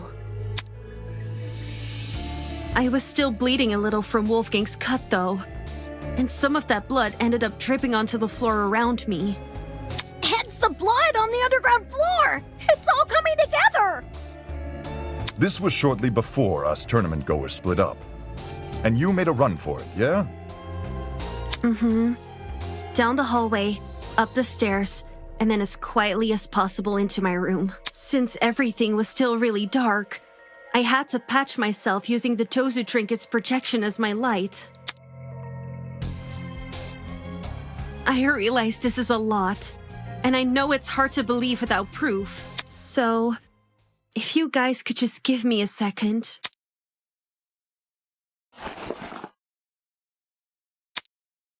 I cleared up the blood pretty fast. Luckily for me, the cut wasn't that deep. There's still a chance it may leave a scar, though. Holy crap! That's awful! It's okay. I'll cover it back up again. Why did Wolfgang attack you for no reason? I wouldn't say it was for no reason. You're being kind of insensitive, man. Huh? I didn't mean it like that. What I'm trying to say is, Wolfgang's actions may look random from an outsider's perspective, but from his perspective, well, judging by his behavior, it seems like he saw something which shook him to his core. Like, there was something in the room that Diana didn't see? That's impossible! It was only me and Wolfgang in the boiler room! I don't believe Jean meant it in a literal sense. Wolfgang unliterally saw something? He thought he saw something, is my point. You mean he had been hallucinating? What did Wolfgang hallucinate for him to turn out the way Diana described? You'd be surprised by the sort of things our minds can invent. I'm lucky to have never experienced anything myself, but I know some who have hallucinated nasty things. Demons and monsters. Or the feeling of being tortured. If Wolfgang went through something similar, I can see why he lashed out. Now what the heck is going on at sea? Of course, these hallucinations don't just happen out of the blue. More often than not, they're substance-induced. Substance-induced? Just say Wolfgang took a hallucinogenic. Hallucinogenics? One which induced a lot of fatigue, too, judging by the way he lumbered about in Diana's account. It would explain why Wolfgang mostly stayed in one place. One place, which happened to be in the water. Seems very deliberate. Aye. I reckon the killer knocked Wolfgang unconscious in order to drag him into the water, but knew he would eventually wake up again. So they drugged him with something which would basically make him despondent. As for where the drug came from... Oh no! Don't tell me the killer robbed... I knew exploring it was a bad idea. It? What's this it we're talking about? The pharmacy, obviously. Why the heck did we think leaving that place open was a good idea? Now someone's stolen an item and drugged Wolfgang. Fuck! I knew our promise was too good to be true! I can't trust any of you guys! And don't say Wolfgang drugged himself! Who wants to be tortured by demons? Well, stranger people do exist. That's rich coming from you!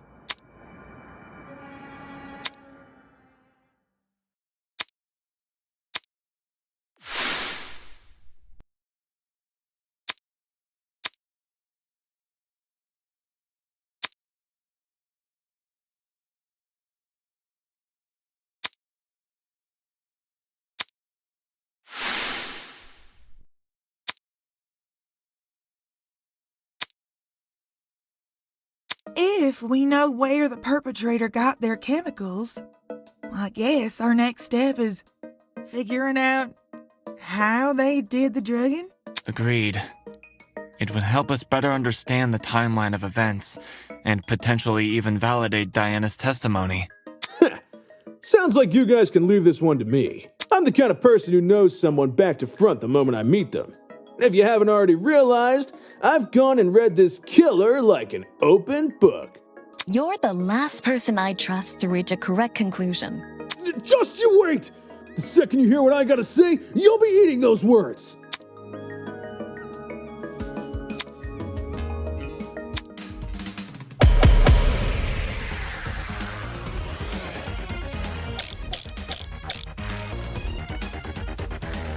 I bet the killer took a pill and forced Wolfgang to swallow it. Just jab him at that point.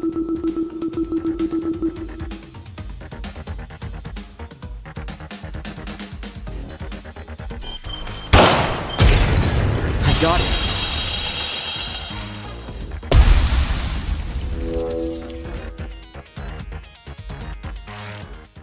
When Wolfgang's wounds were discussed earlier, it was mentioned he had a tiny red dot below the bruise on his neck. During the investigation, I thought this dot was a scab from a mole or pimple.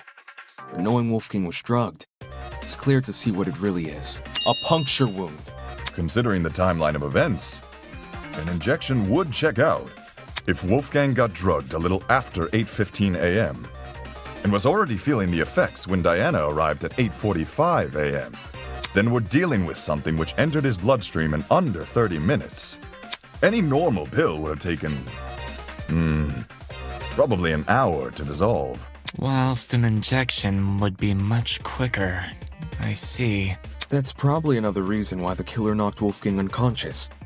It would have been incredibly difficult to inject him if he was still moving around.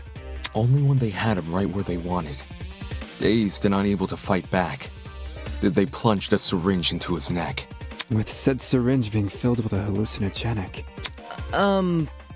But if this all happened a few minutes after 8:15 a.m., doesn't that make it impossible to pin a suspect? What? Why is it impossible? Because everybody's got an alibi for that time. I mean, Damon and I were in my dorm room, and the other party people... 8:15 a.m. Yeah, I was already in the dining hall with Jet, Mark, and Eva. I left Wolfgang's dorm right after the morning announcement and spent the rest of the hour with Jean. When Nona and I were in our dorm room together. And me and Eloise were already sitting down in the courtyard. Toshiko was giving me the medication she grabbed from the pharmacy. And, I stayed in my dorm room until 8:40 a.m. Oh no. If everyone being accounted for, we really can't discern a suspect. So, we're back to square one? Someone here must be lying. And doesn't plan to stop.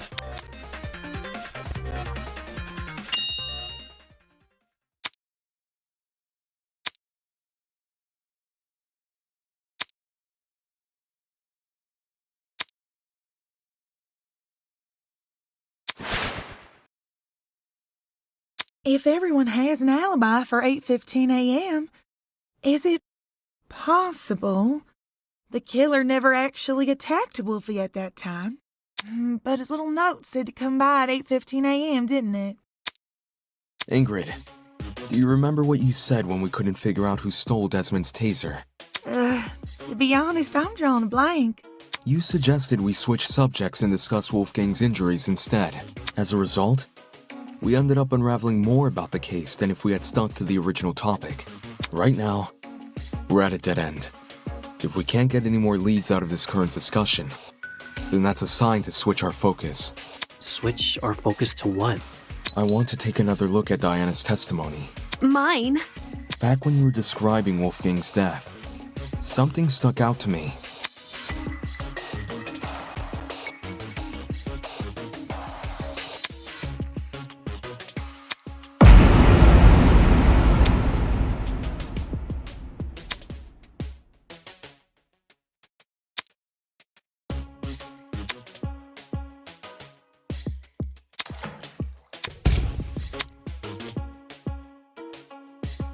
The flash of white Diana described must have been the generator exploding, with the darkness afterwards being the blackout. Think about the order of events there. In just a few seconds, the boiler room's generator explodes, and Wolfgang falls over dead. Doesn't it sound like the two are correlated? Oi, didn't we go over this already? We did. The generator has nothing to do with Wolfgang's death. Its wires weren't touching the water. Indeed, which is why the murder weapon is the taser gun. Diana said she never used the taser, though. Then she's lying! What? That's not true! I never fired the gun! It's all good. I believe you. Sure, nobody can dispute the gun was fired. What can be disputed, though, is when it got fired. I wouldn't be surprised if the killer fired that gun way in advance. Like, sometime before Wolfgang arrived downstairs and left it in the boiler room for us to find later. What? So the taser gun isn't the murder weapon? If Wolfgang wasn't killed with the taser gun or the generator, what other options are we left with? The taser gun is the only option which makes sense. The murder weapon can't be anything else. And anyway, the only proof Diana never shot the taser is her own word. Ava! What do you mean? All the evidence supporting your version of events is circumstantial. The note you showed us? That could be a fake alibi you made for yourself. The fact that it has the same handwriting as Wolfgang's is already suspicious. Couldn't that just mean the same person tricked them? If you earnestly believe Diana didn't write it, then maybe. But do you see what I'm saying? There's no proof Diana never wrote the notes. There's only her word to go by. Because if she did write them, everything about her entering the boiler room at 8:45 a.m. and being locked inside could be a total lie. I get what you're saying. But if we run with the idea that Diana was the one waiting for Wolfgang all the way back at 8:15 a.m., then we're stuck with the issue we had last time. Why did Diana wait over an hour to kill him? That's also circumstantial. None of us know what really went on between those two in an hour. Ruling someone out because they took a long time to murder is stupid. Without context? Sure, I'd say the same. But since the boiler room is unlocked, anyone can enter. If Diana knocked Wolfgang out, then she took over an hour to kill him with that info in mind. Okay, but who would enter? No one wants to make a detour down some gross, freaky-looking basement. The boiler room is probably the most covert place a person can be.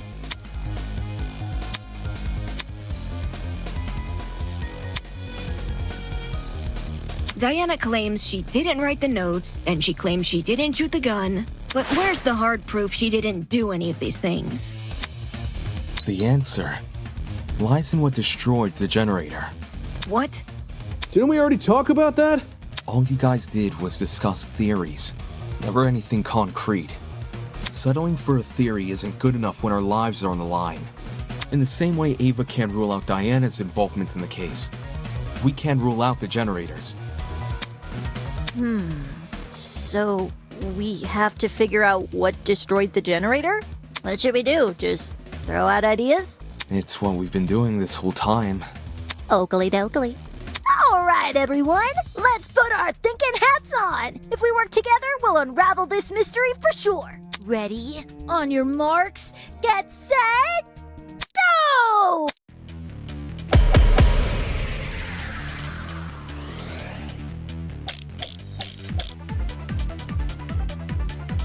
Why did the generator blow up? Could have just been an electrical fault. So, a coincidence? Is this the best situation? To be waving stuff off as a coincidence?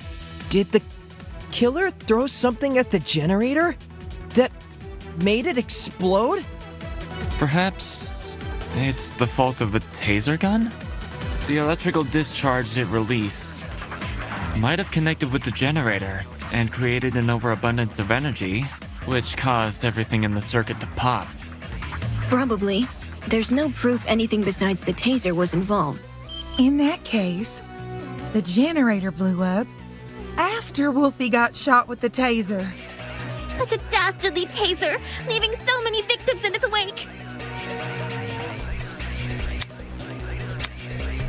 Why? Could have just been an electrical fault. Is this the best situation? To be waiting stuff off as a coincidence? Did the killer throw something at the generator? That made it explode? Perhaps it's the fault of the taser gun? The electrical discharge it released might have connected with the generator and created an overabundance of energy, which caused everything in the circuit to pop. Probably. There's no proof anything.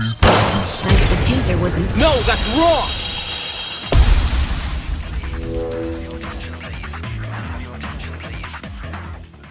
Unfortunately, Ava, I have to disagree. You say nothing but the taser could have been involved in the murder.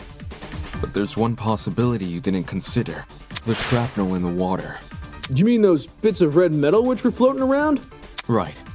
The ones that look like the aftermath of an explosion. Due to their proximity to the generator, it's safe to assume the two are connected. Can't that just be debris left by the generator? Except this debris is a completely different color and lacks the rust the generator has accumulated. We're obviously looking at the remnants of something else, which means an object we haven't yet identified was caught in the explosion.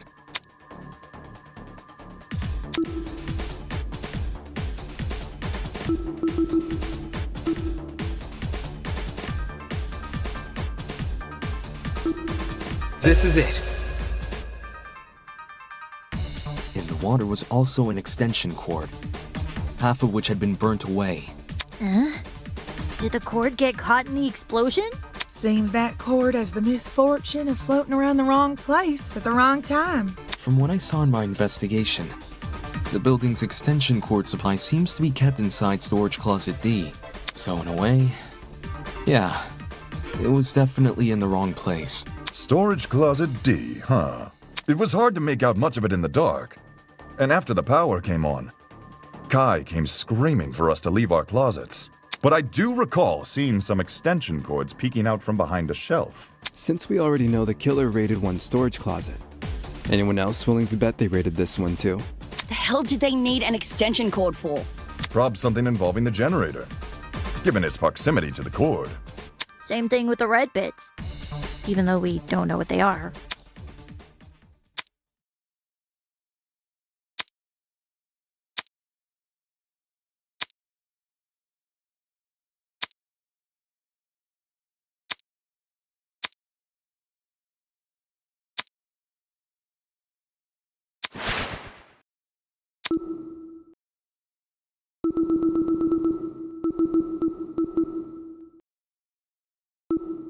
This is it.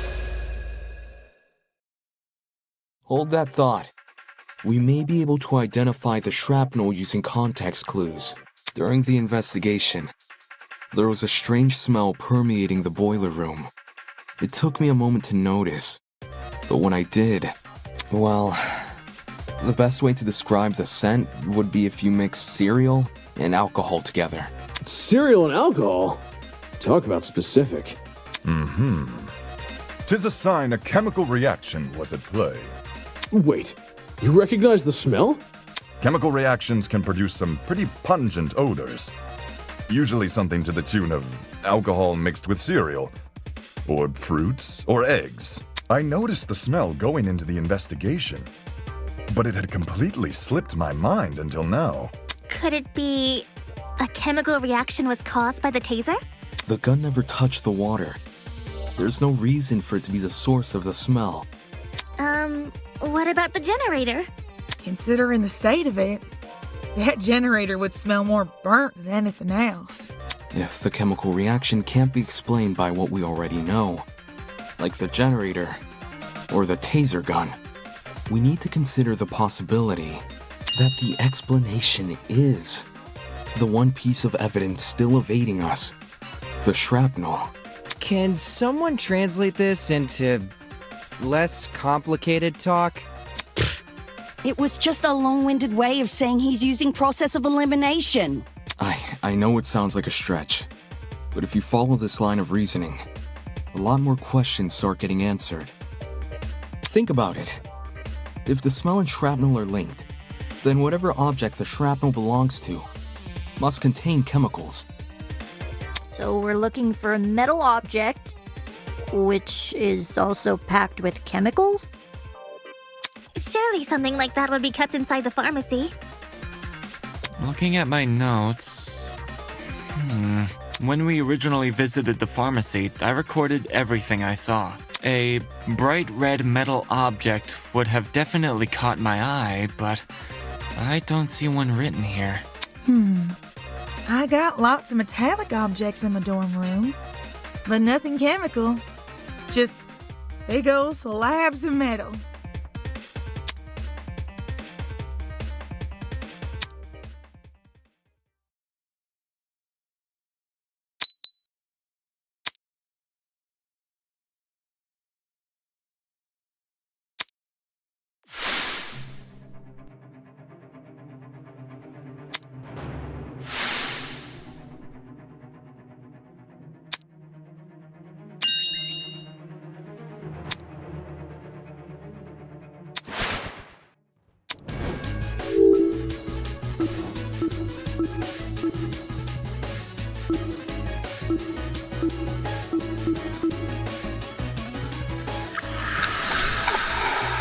It has to be you! Jet, I need to ask you something. What's up? Can you tell me what's inside your dorm room? Like, a full-on list? Whatever works. Sure thing. I got a pretty gnarly collection of parts and accessories. Blind spot mirrors, lithium batteries, wheels, spare brakes, you name it. Oh! I even have the legendary mantle from the 1984's Grand Prix winning... That's what I was hoping to hear. Cool! So, why'd you want to know? Unless... Wait, I'm not being suspected, am I? No, don't try to rope me into this, bro! I've got nothing to do with the murder! I know you don't. You have an alibi. The only reason I ask is because that mysterious red shrapnel may be the remnants of one of your lithium batteries. What? I see. A lithium battery might explain the smell in the air. And lithium? That's an explosive substance.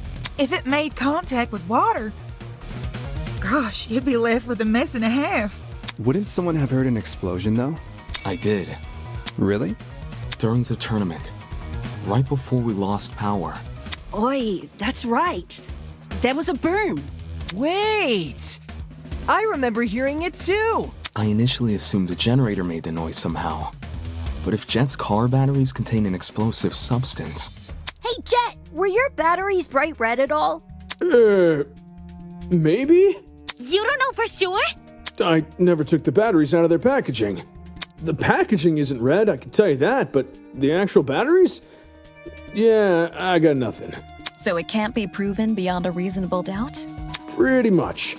Well, what's the reaction time of a lithium battery? The reaction time? When a lithium battery hits the water, how long does it take to combust? I think, once we know that, we can decide whether or not the battery is relevant to the case. A lithium battery would be an almost instantaneous reaction, I'm pretty sure. Lithium isn't a metal I've worked with, but it got beat into my head never to mix it with substances it doesn't like. All that electricity, the battery would have let out when it hit the water. It must have went straight into poor Wolfie. There's warning labels on the battery for a reason. Okay, if the reaction is instantaneous, then the battery would have entered the water only seconds before the generator exploded. That's really weird. Is it? According to Diana's testimony, when the explosion happened, she was still holding the taser gun. In which case, who threw the battery into the water? Huh. Good point. We can rule out Wolfgang, since the Blackens can only be a student who kills another student. And Diana. It was only Diana and Wolfgang in the boiler room, so unless Diana herself was the one to throw the battery, then the battery can't play a part in the murder. I didn't throw the battery! I promise!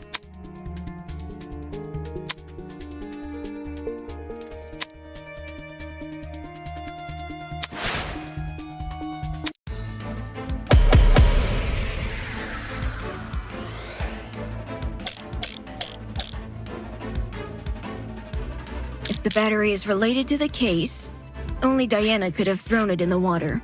But my arm had been cut! Lifting a battery would hurt too much! Neo batteries are pretty lightweight, though. The battery clearly couldn't have fallen from somewhere. So it must have been submerged another way. Perhaps something akin to what Eva described? If that battery is the murder weapon, why is there a taser gun? Maybe it's a red herring. Judging by the shrapnel, the battery would have landed in the water, a few inches from the generator. Not the hardest shot to make.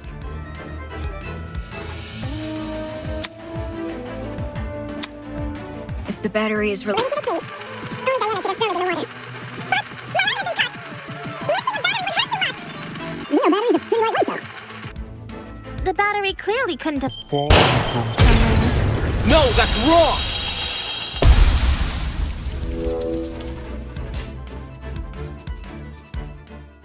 No.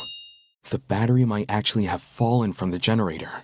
The shrapnel's position in front of the generator suggests there's a correlation between the two. However, it's unlikely Diana threw the battery at the generator.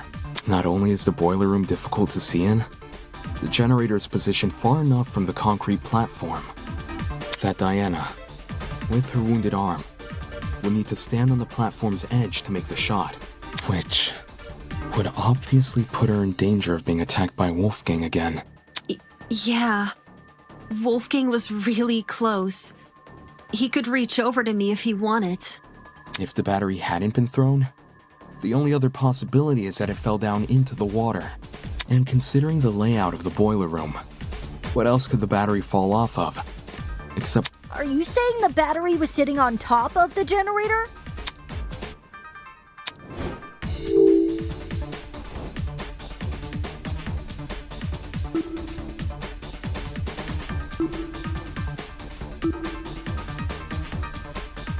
Imagine a dom. If you were to. What if they use a lot? That.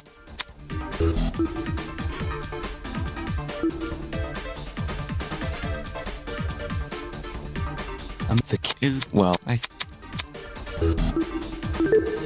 got it. The battery may have been suspended over the generator. Suspended over?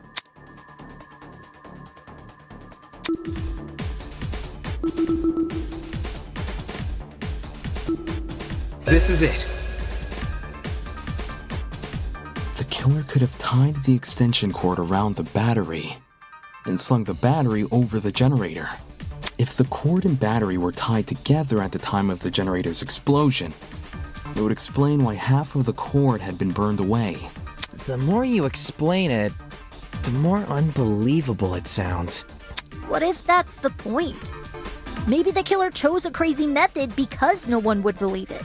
I don't see how weaving a cord into the mix is any more beneficial than leaving it out. If anything, the cord adds extra weight. Which would be especially inconvenient for Diana, because her arm was bleeding. Right. It wouldn't benefit Diana to hold the cord. So, what if she didn't? Something else may have been supporting the cord instead.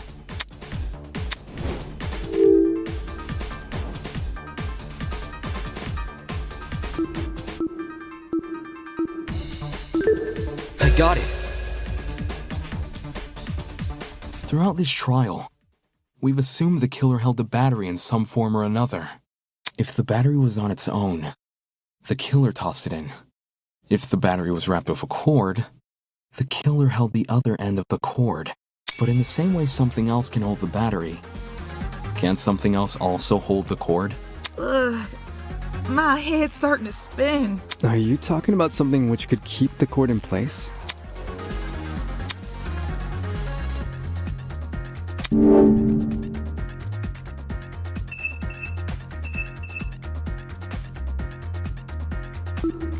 This is it.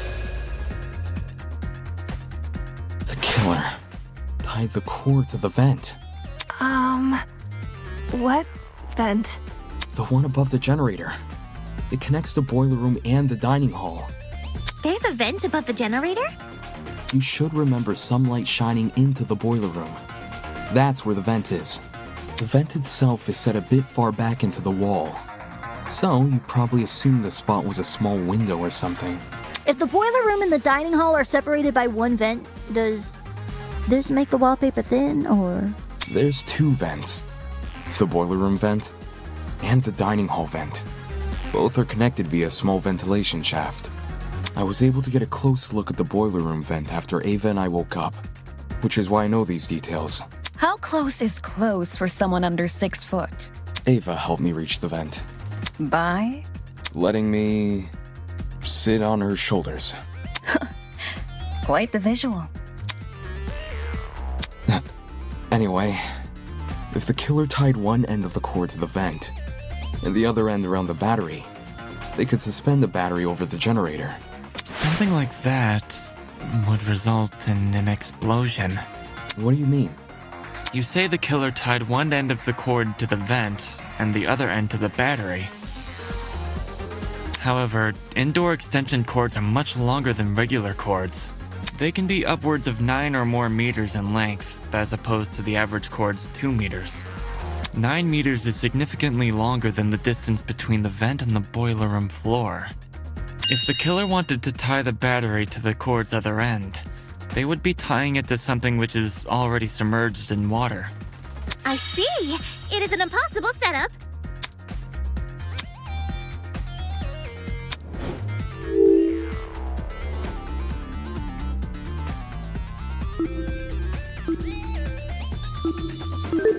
I got it. The extension cord is pretty thin and flimsy. If the killer wanted the battery to be secure, they need to wrap a lot of cord around it. Probably to the point there wouldn't be much spare cord remaining. Which is a good thing, because this spare cord is what the battery will be suspended by.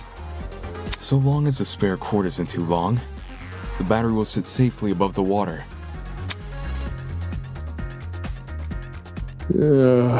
So much effort. Agreed. How do you even submerge the battery into the water under those circumstances?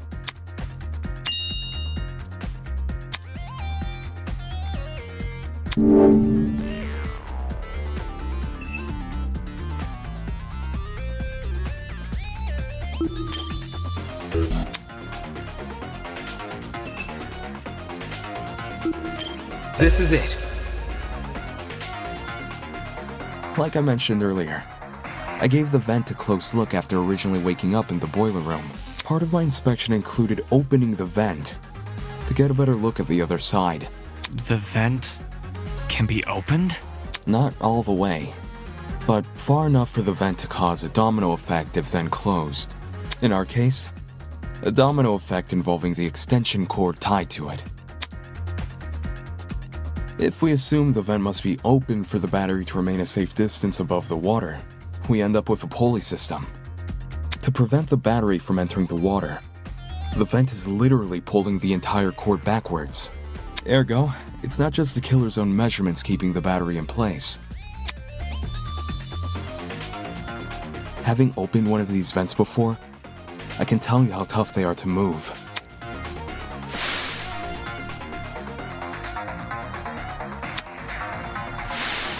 A lightweight battery definitely isn't heavy enough to pull one shut.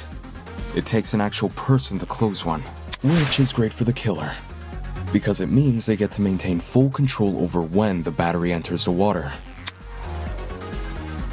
If they close the vent, the cord should slide forward and submerge the battery into the water. When that happens, the boiler room water becomes electrified by the battery's components, which in turn causes electricity to pass directly into the body of Wolfgang, who is standing in the water. Exactly which vent is the cord being tied to? The boiler room vent. Funny. Earlier, you said there's a small vent shaft connecting the boiler room vent to the dining hall vent. Assuming the killer is operating this trap from outside the boiler room, since we know there were only ever 2 people in that room, how would they even be able to reach the boiler room vent? Like you said, there's a separate vent in front of it.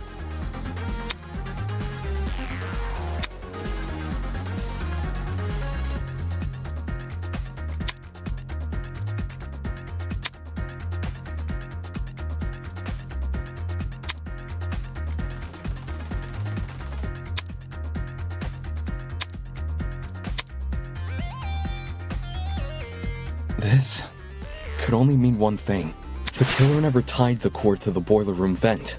That just creates the same problem as before, but reversed. Instead of the dining hall vent making it hard to close the boiler room vent, it's the boiler room vent making it hard to reach the dining hall vent. While the vents may seem like an obstruction, especially since they can't be opened all the way, there's a very easy workaround. All the killer needs to do is fit the extension cord between the grates of the boiler room vent. Oh yeah, the grates. You mentioned something about them earlier. Right, when you described opening the boiler room vent.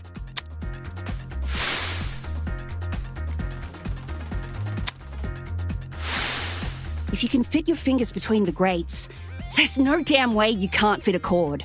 Exactly. After which, you could slide the cord through the ventilation shaft and out the opposite end for the killer to then go and tie to the... Actually...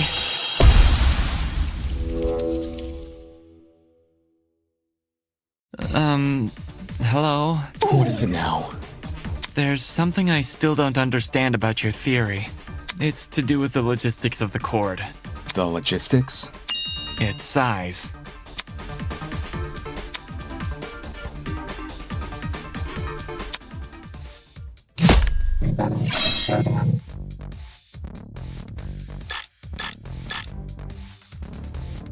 I understand the boiler room vent can be opened.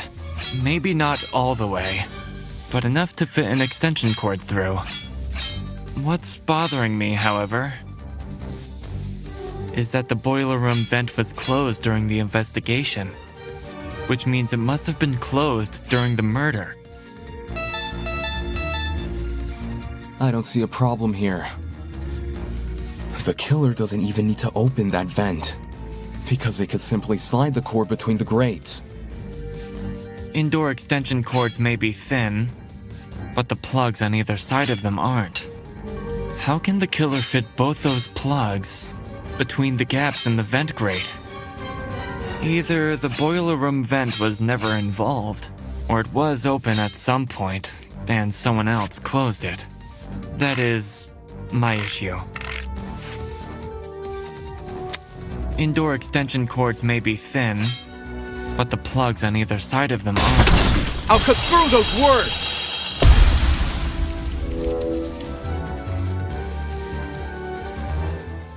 If you insert the cord through the boiler room vent first, it's possible to fit the cord through. You just need to start with the internal plug.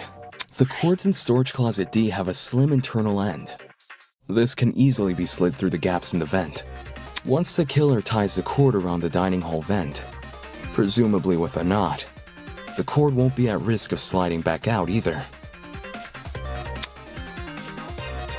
I see. When put like that, whether or not the boiler room vent was closed isn't really relevant. How'd you figure all this out from some shrapnel and an extension cord? This is crazy. At the same time, what he's describing sounds plausible. Since the battery was suspended over the generator, it's no surprise the machine ended the way it did. Fortunately for Diana, she was saved by virtue of remaining on the platform. I imagine that was also the killer's intention. The killer kept her on the platform? They must have known they were injecting Wolfgang with a hallucinogenic. So, it's possible they hoped his behavior would scare Diana off from entering the water. Although, even if Diana did die, the moment people realized only she and Wolfgang entered the boiler room, they'd probably call the whole thing a murder gone wrong. Well, all of this certainly changes things. Huh?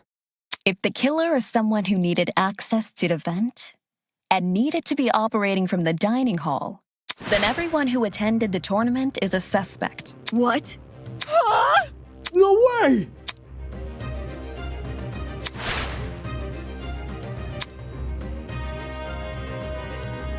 So we can reduce it down to 8 people. Damon, Kai, Grace, Eva, Cassidy, Jed, Mark, and John. It was probably Cassidy. She set the whole thing up. Hey, I was only trying to improve the mood. It wasn't me! I was playing a game with Damon when the lights went out. I had to play music. Me too.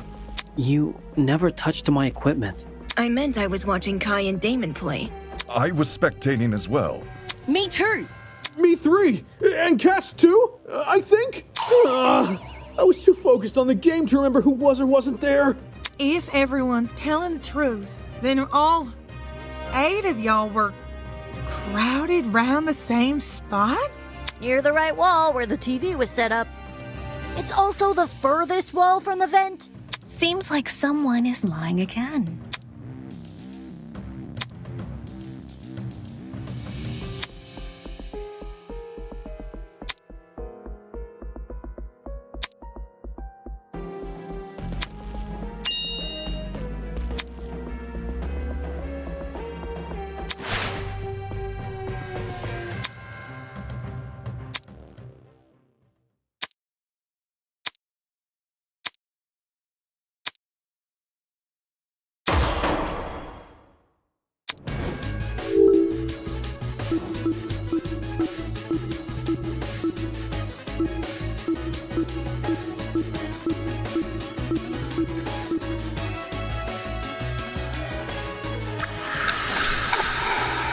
It has to be you!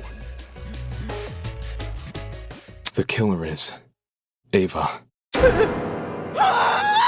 Huh? Ava's the only one whose position I can't account for. Mark was mixing a track at the time Kai and I were playing a game, so I know he must have been stationed at his pad. And everyone else? I remember hearing their voices over the sound of the game. Everyone. Except Ava. In fact, the last I saw her, she was standing in the corner of the room with the vent. So Ava flipped the vent? Oh man! And the reason no one heard it is because the music was too loud! Don't blame me. I was just doing what I was told. No one's blaming you. We're all in on Eva. Care to contribute anything, Eva? I didn't flip the vent. Well, Damon says you did. Damon says a lot of things. While you aren't technically wrong, I don't think that counts as an argument. His theory is full of plot holes. He just refuses to point them out. What plot holes? The cord. What? In retrospect, you were so quick to accuse me that you overlooked a huge problem with the cord. If I'm the killer, how did I dispose of it? Trick question. You left the cord tied to the vent. What then? It unraveled by itself and fell into the water? Yeah, you got me there.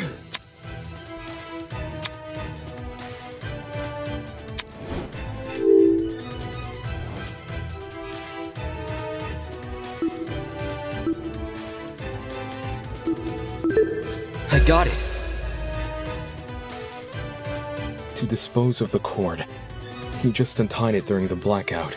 She untied the knot during a blackout? Being the one who set up the trap, Ava could have easily practiced untying the knot in advance. Or she just made it a really simple knot. Either way, it wouldn't be any more difficult than untying your shoelaces with your eyes closed. If Ava untied the cord, did it also fall into the water? Diana's testimony says as much. It does? During your confrontation with Wolfgang, you recounted hearing certain sounds.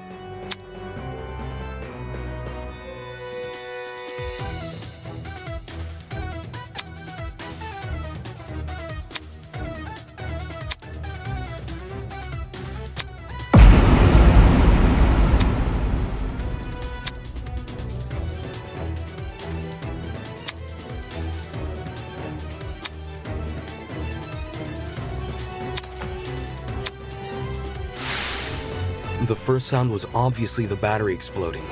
And the second, when you first recounted the story, you said it was the sound of the knife hitting the water. But why would a thin knife make such a big splash?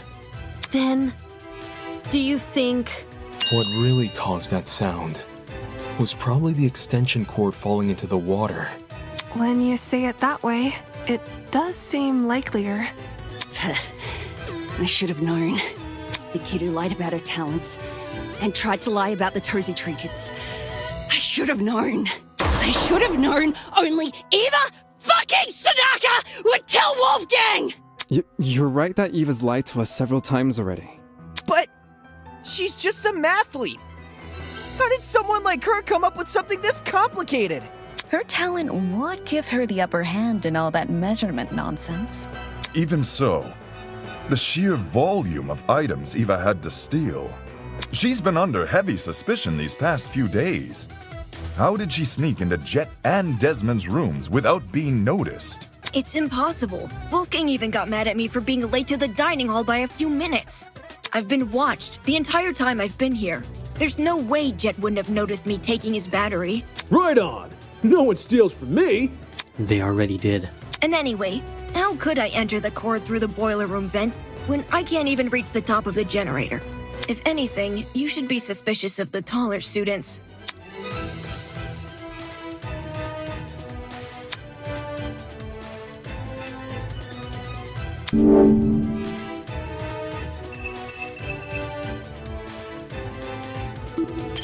This is it. Ava, to reach the top of the generator, you simply stood on one of the boxes in the boiler room. There's already a huge pile of them near the generator itself. You could easily push one up against the machine. Ah, she would have known about those boxes in advance, too, since she explored the boiler room with you ahead of time. Okay, I could have used the boxes to reach the top of the generator. And I could have fit the cord through both vents if I inserted the right plug. I can do both of those things without attracting suspicion. What I can't do without attracting suspicion is opening the vent. Which vent are we talking about? The dining hall one. Based on what Damon's saying, it needs to be opened for the killer's trap to work. But opening it during the tournament is asking to be caught, and opening it before the tournament is useless because Jet, Cassidy, and Mark would see it while setting up. Oh yeah, you're right. If there was an open vent with a cord tied to it, I would have noticed for sure. Now that Eva mentions it, I'm pretty sure the vent was closed during setup. See, there's no way I can execute this trap without being caught. It's a stupid trap anyway. All the cord and vent stuff is too complicated. There's a billion ways it could go wrong. Damon's just making stuff up. He doesn't know what he's talking about. What the? That's bull. Can it, you four-eyed troll! You can't talk your way out of this one! The only person who would be sick-minded enough to kill Wolfgang is you and only you! Don't you fucking try and tell me otherwise!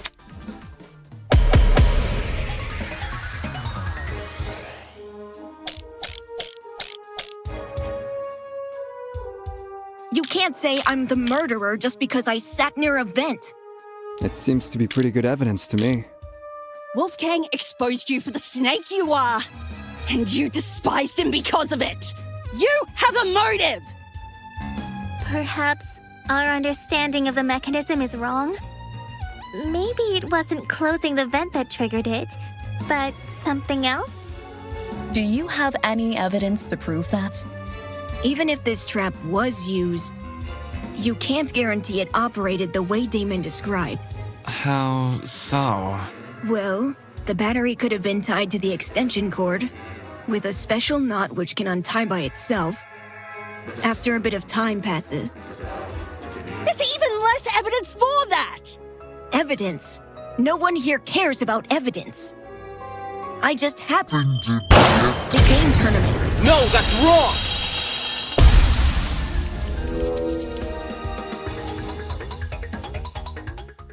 No. It's no coincidence you were at the game tournament. In fact, it's not even a coincidence the tournament took place during the murder. What do you mean? It was impossible for me to notice this earlier. But the killer timed the tournament so it would grant them an alibi for the murder. Whoa! Are you accusing me of murder again? I thought you said Ava was the culprit. The detective isn't supposed to switch suspects in the last stretch like this. You're totally throwing the audience for a loop, and not in a good way. Except neither of you played a role in determining what time the tournament would be held. The only person to determine that was Ava.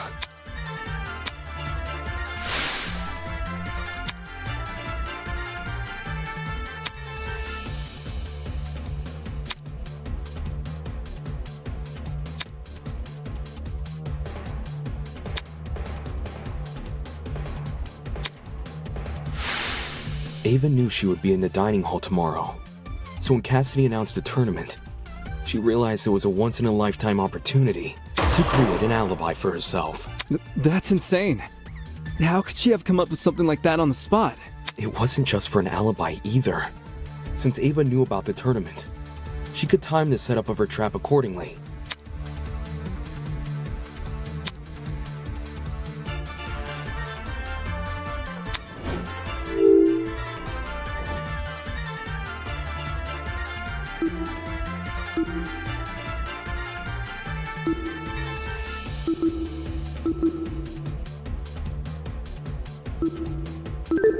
I got it. Cassidy, you told me Ava approached you yesterday and asked to help set up the tournament. What exactly did she say? When did I tell you this again? Before the tournament? Oh, now I remember. Yeah, Eva wanted to see what sort of equipment the tournament needed. After I showed her Mark's stuff and told her we were redecorating the dining hall, she offered to help. Back when this conversation happened, you still hadn't decided what time you were going to start redecorating, right? Yeah, it's kind of embarrassing. Eva really helped me out, though. She said she would stack the dining hall furniture we weren't going to use later that night. Afterwards, we could focus purely on arranging the technical stuff in the morning. All right. Then tell me what happened last night. Jet, Mark, Eva, and I came to the dining hall at around 8:40 p.m. probably. We stacked the table and the dining chairs against the left wall, and the sofas we moved to the middle of the room, maybe a little more to the right. Then we all went back to our dorms. Well, I was kind of hungry, so I stayed back a few minutes before leaving. Hold the phone! If those sofa chairs were moved to the middle of the room, why did I see one over in the corner this morning? 'Cause Eva pushed it there. Eva what? She didn't want to take part in the tournament. Just watch it from the side. That's what she told me. I never thought it was weird or anything. Some people just like sticking to the walls of rooms, you know? We're talking about the sofa in the upper left corner, aye? The one next to the coffee table. Yes, sirree, Bob. Yo, when the power went out, I'm pretty sure Damon ran over to that corner to look through. Yeah, a vent! Did she move the chair there so it would be easier to reach the vent later? Why would I when Cassidy just said the vent was closed during setup? Because you were covering for yourself in advance. Huh? The vent may not have been open at the time, but I'm willing to bet that's because you were still creating your trap. In what way? Let's say Ava took a detour for the boiler room first and slid the internal plug through both vents. After going upstairs and helping rearrange the dining hall furniture, during which she moves a sofa chair so it obscures the vent, she heads outside and hides until everyone else goes to bed. Then, she walks back in and opens the vent. So Eva took complete advantage of them? Not my fault those two are so trusting. You think a big guy like me was gonna be afraid of some mathlete? No way! I mean, she did lie about a lot of important things. Her talent being one of them. She also cried and fled the scene after we found out, no? I just thought it was cool. She wanted to help me out. Hey, can we backtrack a little? Like, to before all this Ava talk? Why? What happened? It's to do with the chair's position. You guys keep saying it was in front of the vent, but Damon stood in front of the vent during the blackout.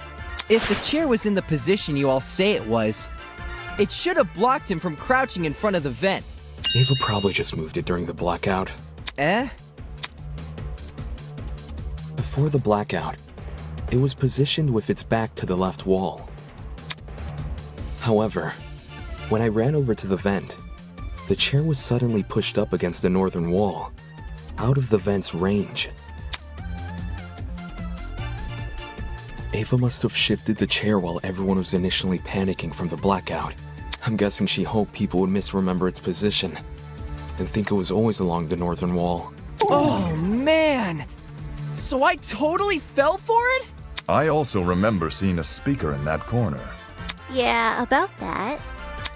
This morning, Jet, Mark, and I arrived at the dining hall a little after 8 a.m., then Eva came a few minutes later. She helped us put together Mark's equipment, which was stationed in the lower right corner of the room. And then she volunteered to place speakers around the room while Jet and I set up the TV next to the fireplace. Moving a speaker near the vent. Did Eva do that to drown out Diana and Wolfgang's scuffle? Yeah, and in turn exacerbate the effects of the... There were almost a dozen spread throughout the dining hall. Some even sandwiched into corners they didn't need to be. Eva probably placed them that way to cover as much ground as possible. Still. Eva entered the dining hall at 8:10 a.m., right? So wouldn't it be impossible for her to knock out Lawyer Man at 8:15 a.m.? According to Eva, she arrived around 8:10 a.m. But it's possible she actually arrived much later. Since there's no clock in the dining hall, he just couldn't have known. In fact, that might be why Eva seemed so eager to arrange Mark's equipment in the morning. Upon realizing it had a clock, she wanted to ensure it would only be powered on after she arrived. It seems the setup of this trap occurred across 3 phases. Phase 1 took place in the boiler room and involved tying a lithium battery to an extension cord. The cord was then slid through the grates of the closed boiler room vent, presumably until it almost poked out the other end of the ventilation shaft. Phase 2, by contrast, was carried out in the dining hall. The aforementioned cord was tied around the dining hall vent, which was then left open. This must have happened after Cassidy, Mark, and Jet were already done redecorating. For the third and final phase, the battery was carefully suspended over the generator. All these steps combined created a pulley system, which could only be triggered by closing the dining hall vent. Is there anything I'm missing? How I closed the vent. Huh? No one has explained how I closed the dining hall vent. Obviously, I didn't do it during the blackout. According to Damon, the blackout can only happen after the vent is closed. So, I must have stood up, gone behind the chair, and closed the vent during the tournament. That's stupid. Someone is definitely going to notice that sort of conspicuous movement. It doesn't matter if that someone is on the opposite side of the room. They're going to notice. How did we overlook such an obvious discrepancy?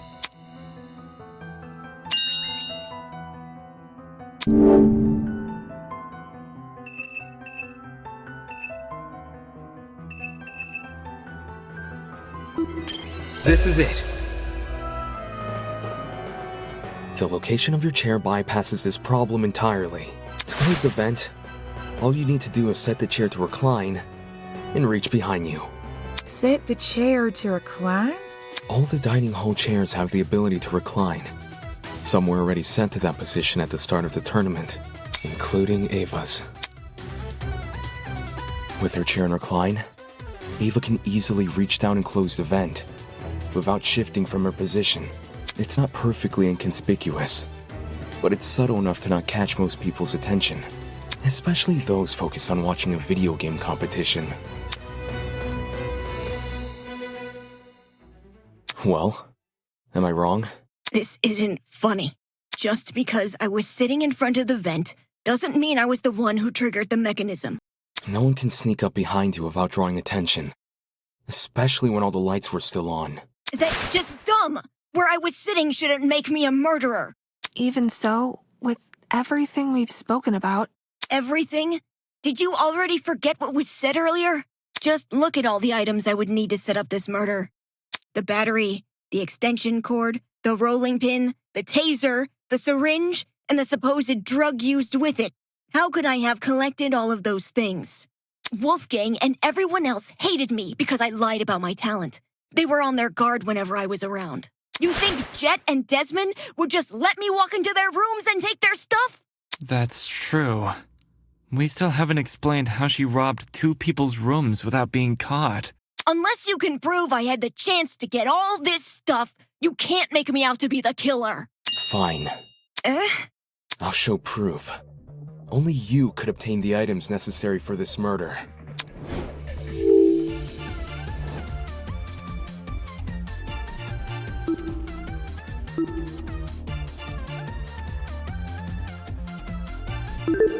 I got it! Ava, you were well aware of the existence of those items. For starters, everyone heard about Jet's battery. It was common knowledge due to his boasting. Wait, so it's all my fault? Ouch. Since the dorms aren't locked, could have easily snuck in and grabbed the battery while no one was inside.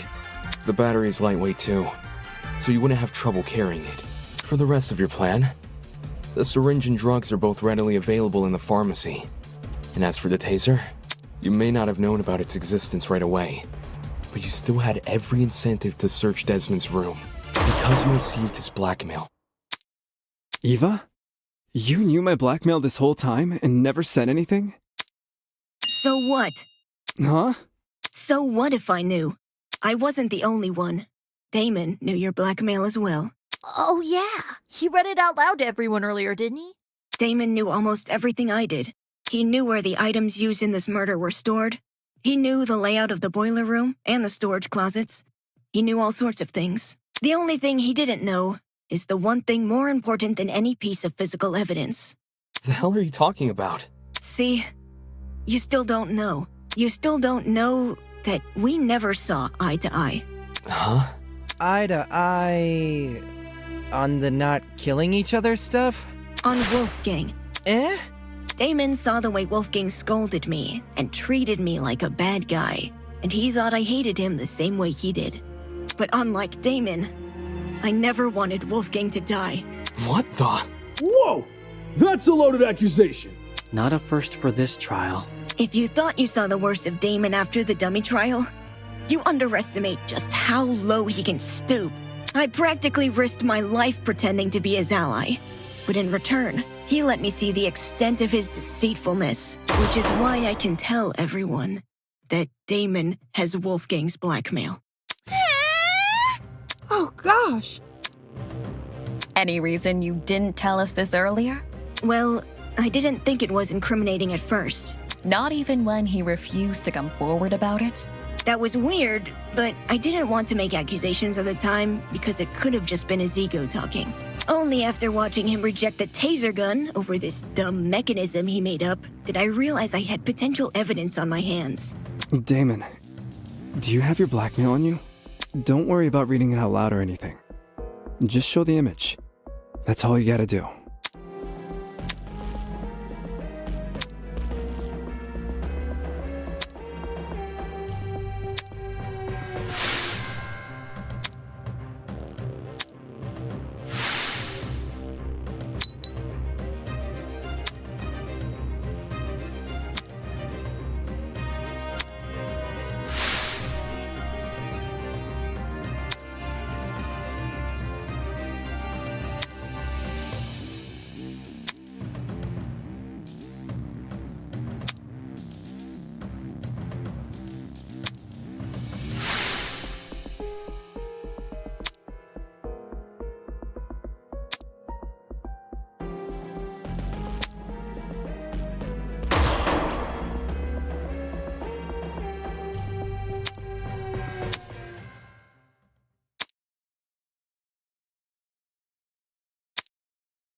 Fine.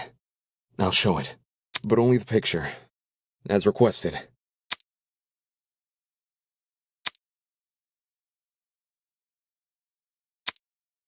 He's married?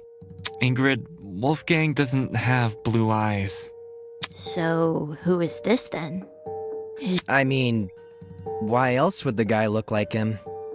Given the year this photo was taken, these two people must be his parents.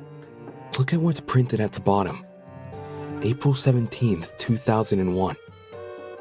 We know how old Wolfgang is because of the student reports. In 2001, he wasn't even born yet. But why his parents? Are they being held against their will? You can't leave us hanging, Damo! You gotta read out what it says! That's not what was asked of me. And even if I had to, I don't think someone who can't explain himself should have his secrets revealed to everyone. Some things are better left unsaid. For the record, I know what Wolfgang's blackmail says, but it didn't change my outlook on him. I don't think it's possible for anyone to hate someone like Wolfgang. He was always brave in the face of sheer adversity, and encouraged everyone else to act likewise. Wolfgang challenged me to be a better person. Wolfgang challenged all of us to be better people. And maybe Ava simply couldn't rise to his challenge. Don't listen to him! He's trying to divert everyone from the truth. Even though Wolfgang and I didn't always see eye to eye, my respect for him and his talent never wavered. Why would someone like me harm him? Me, who's been leading this trial much the same way he led the one before. I may have questioned the idea no one here would kill, but that doesn't make me someone who wants to see bloodshed. He does! He does want bloodshed! We have all the proof he's a cold-blooded killer! Wolfgang's blackmail, which he lied about having! But wasn't Damon playing? Nothing he says should be trusted. Nothing he says about me or anything else. It is odd that we place faith in a man who does not have faith in us. So much so, these discussions are mostly led by his own conjecture. Damon isn't the killer, though. Why would he try to mislead anyone? Like, he and I were playing a game when the murder happened, and multiple people can vouch for us. Not to mention, the things he's been saying make a lot of sense. Truth has no personal alliance. Even if he wasn't here, we'd arrive at the same conclusion anyway. Depends who you mean by we. Then, you all still think I'm the killer? Someone needs to be voted by the end of this. Don't just say it like that! Ouch!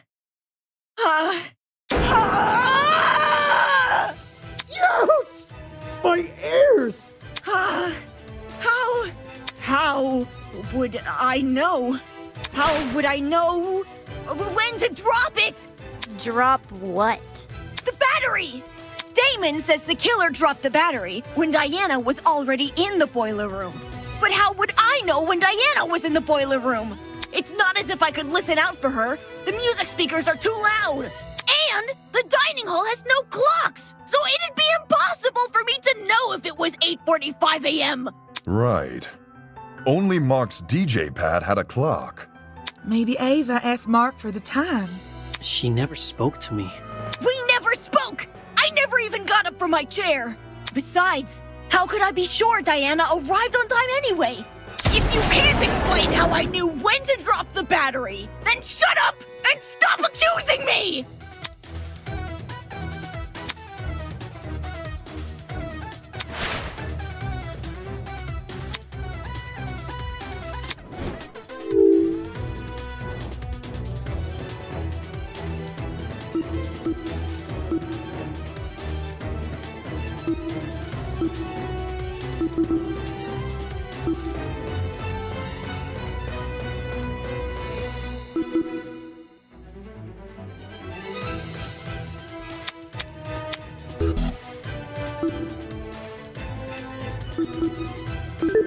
I got it. The only way the killer would have known when to spring their trap was by seeing Diana enter the room. Any uncertainty would ruin the plan, and the dining hall was too loud to hear anything over.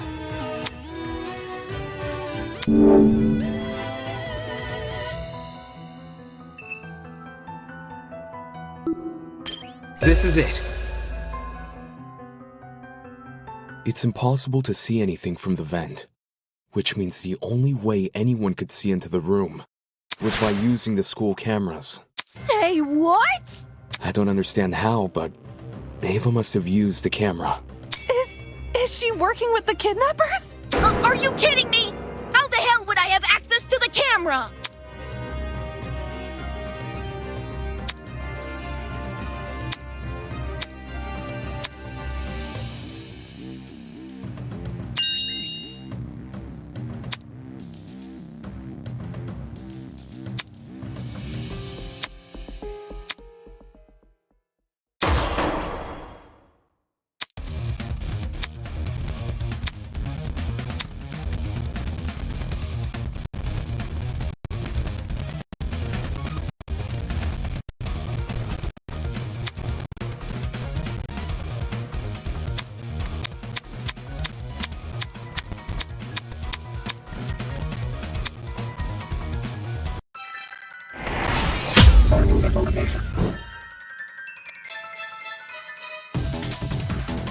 I didn't see anything.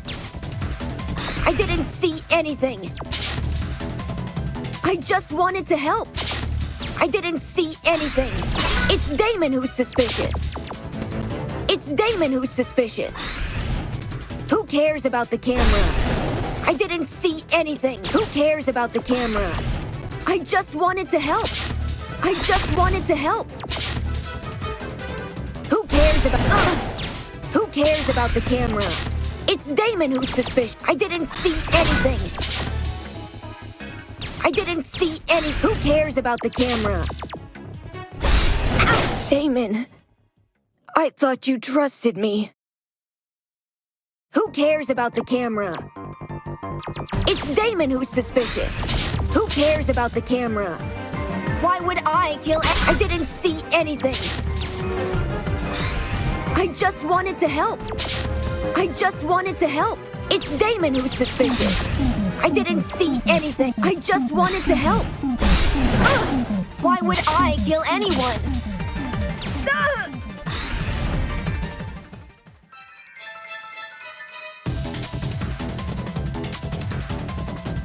I just wanted to help.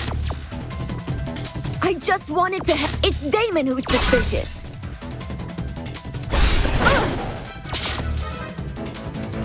This isn't fair. Why would I kill anyone? It's Damon who's suspicious. I just... Damon, I thought you trusted me. I just wanted to help. There's no proof I killed Wolfgang. There's no proof I killed Wolfgang. There's no proof I killed Wolf. Who cares about the camera? There's no proof I killed Wolfgang. There's no proof I killed Wolfgang. I just wanted to help. Why would I kill anyone? There's no proof I killed. I didn't see anything. Ouch! I just wanted to help. There's no proof I killed. Who cares about the camera? It's Damon. Why won't you believe me? Who cares about the camera? There's no proof I killed Wolfgang. Who cares about the camera? This isn't fair. I didn't see anything. I didn't see anything. There's no proof I killed Wolfgang. There's no proof I killed... Who cares? I just wanted to help. It's Damon who's suspicious. How could I access the security camera? It's over. Ava, we know the truth. No! Don't kill me! What you said was true, Ava. Whether or not the trap works depends on if the killer can see inside the boiler room. Which begs the question, how does the killer see inside? They can't just get on their knees and peek through the vent. Everyone in the dining hall would notice. Besides, the vent probably offers very little in the way of an actual view of the room. Exactly! It's impossible! Right. It's impossible. From this particular angle, if I switch perspectives, your entire argument comes completely undone. What do you mean? Ava assumes I'm taking only one factor into account. Her position at the time of Wolfgang's murder. Little does she know that in ruling out that factor, she's led me straight to another. A certain item which could have granted her the ability to see inside the boiler room. An item that, like the chemical smell, only makes sense when all other options have been ruled out. The game console she brought with her to the tournament. Ava had a game console? She wanted to get in the spirit of the tournament without being directly involved. Or so she claimed. But when every other option has been ruled out, what else can we look to but the one that's yet to be addressed? Are you saying she saw inside the boiler room using the console? So he played live footage of the room? Sounds like a stretch. If I'm wrong, Ava should be able to prove her innocence. Go on, Ava. Show us the console. Huh? I don't think she has the console on her, dude. She has to. She never had an opportunity to slink away and dispose of it. What about the blackout? When the blackout first hit, people were disorientated for about a minute at most. Ava likely spent those 60 seconds undoing the cord and moving the chair. Between then and now, she's never been alone. The only exception was when she and I split up to investigate the dining hall and the dorms respectively. However, the laundry room dining hall, and courtyard all had people in them, so I doubt she hid the console in any of those rooms. And the janitor closet? That room has been locked for days now. She obviously couldn't hide the console there. Which means it must still be on her person. Like I said earlier, if I'm wrong about the console, you can take it out right now and show everyone its contents. What are you waiting for? Quit hiding the stupid thing and show it! You're just trying to make me look bad. You don't know what you're talking about. You're just jealous of me. You're jealous of me and my talent. That's all you are. Jealous. Hey, calm down. Why not just pull out the console? Yes, show us the console and then you'll be done with this. No! I don't have to show anyone anything. That's the most suspicious thing you could say. It's not suspicious. I'm telling the truth. That's obviously a lie. Why go through the effort of mentioning Wolfgang's blackmail if you won't reveal this? Now that I think back on it, Ava had been staring at her console the entire tournament. I thought it was weird, coming all the way over to the dining hall when she could have just stayed in her dorm. Well, where did she obtain this console? We should discuss those details before continuing any more with these accusations. She said she won it from Tozu's gachapon. Seems natural he would stock that machine with dangerous items. With this being a killing game and all. Between 14 impossible culprits and one possible killer, there's no need to sort out the facts further. Ava, you're the only one we can vote for.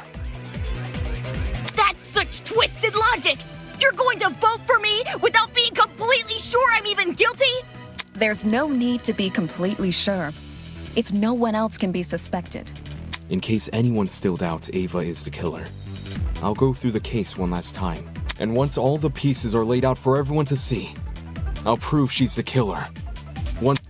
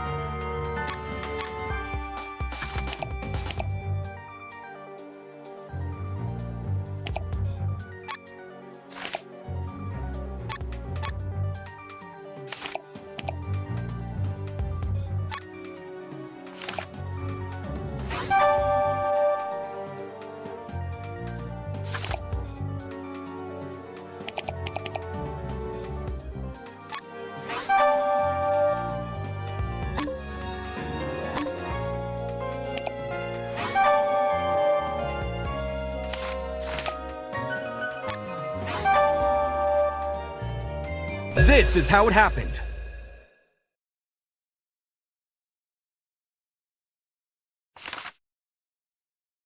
This case was directly incited by the motive Tozu introduced, in which everyone here received another person's blackmail. Amidst the chaos that spawned, the killer saw an opportunity to commit a murder. They sent letters to two people, Wolfgang Akide, who they planned to kill, and Diana Venezia, who they planned to frame. Wolfgang and Diana were asked to meet in the boiler room in 2 days' time. Wolfgang's letter told him to arrive at 8:15 a.m., while Diana's told her to arrive at 8:45 a.m. The messages threatened to expose our blackmail, so we had no choice but to follow their instructions. At this point, the killer probably knew the way they were going to kill Wolfgang. Hence, how they reacted to this next piece of information. The following morning, it was revealed that Cassidy and Jet were going to hold a game tournament. The point was for people to spend time together and not think murdery thoughts. But little did we know, a would-be killer was lurking nearby. And how? The killer emboldened their own plans and made it so the tournament would happen at 9 a.m. Did you just agree with yourself?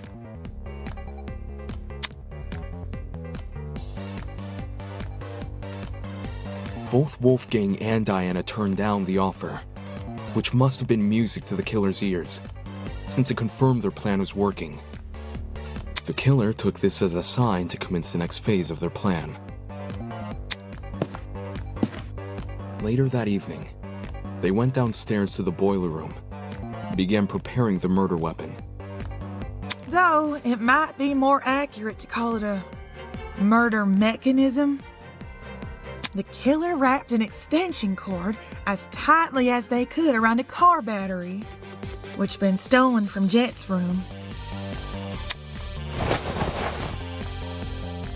I imagine the battery must have been sitting on top of the generator. Wouldn't want to risk an explosion by bringing lithium too close to the water.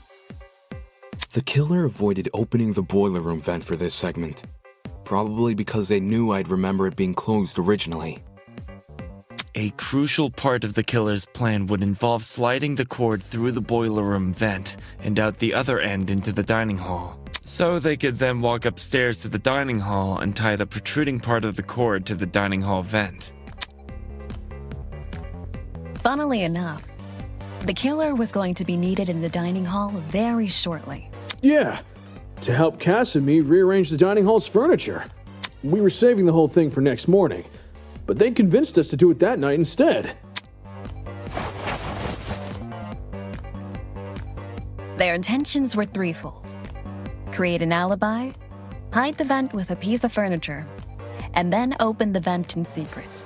After which, they'd return to the boiler room and suspend the battery over the generator. Which brings us to today.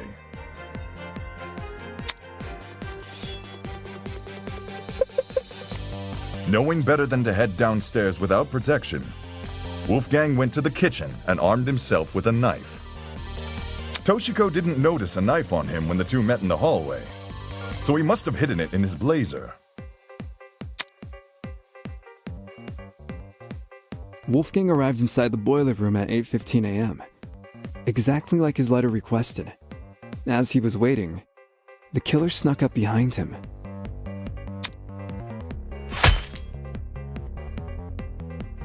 And he got smacked right in the head with that steel rolling pin and crumpled like paper. A syringe was then used to inject Wolfgang with a sleeping drug, ensuring he would remain in the boiler room until Diana arrived. The killer might have, left the taser on the floor around this time.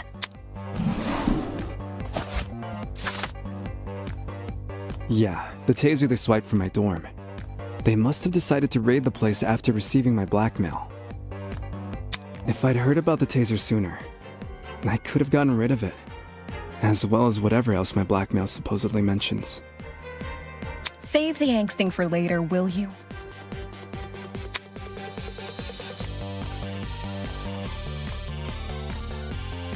Anyway, back on topic.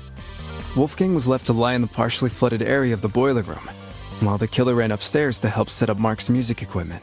They didn't care about the equipment. They just wanted to put a speaker next to the vent, because it would drown out the fight which was gonna happen later. Don't forget the digital clock! They wanted to get there before that became available. Don't need people knowing what time you actually arrived. My letter said to meet at 8:45 a.m., so that's when I got to the boiler room. I made sure to close the door behind me, just as the message told me to. Bad idea. Killer flipped the doorknob so that the lock was on the outside instead of the inside. You locked yourself in!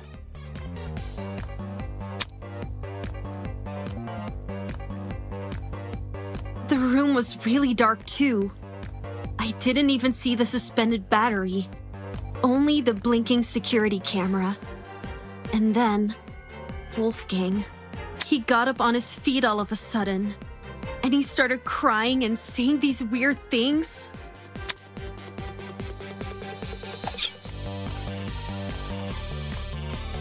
I tried to keep him calm and asked him to come over to me, which he actually did. But the very next second, he attacked me with his knife.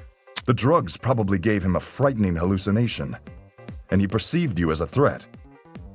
He was screaming at me, and I was screaming back. No one from the tournament could hear us over the music. At one point, I even picked up the taser, but then I threw it back down again. And that's when the killer decided it was time. Having set their chair to recline, they were able to casually reach down and close the vent behind them.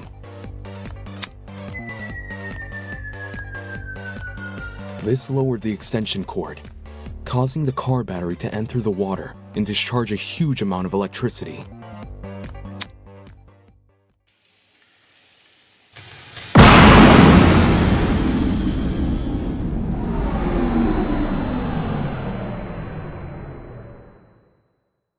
Wolfgang, who was still standing in the water, was electrocuted instantly. The battery itself exploded upon reacting with the water, which the killer was likely banking on as a way to destroy evidence. All of this happened right under my nose. No one could have guessed that someone present at the tournament was committing murder. The explosion also damaged the generator and caused the blackout. Everyone ended up stumbling around in the dark. Not for long, though.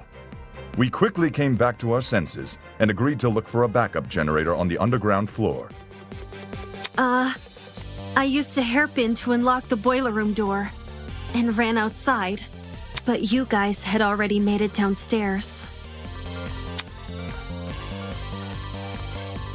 That's when you say you ducked around a corner and out of sight. Only after everyone went inside the closets, did you then dash upstairs.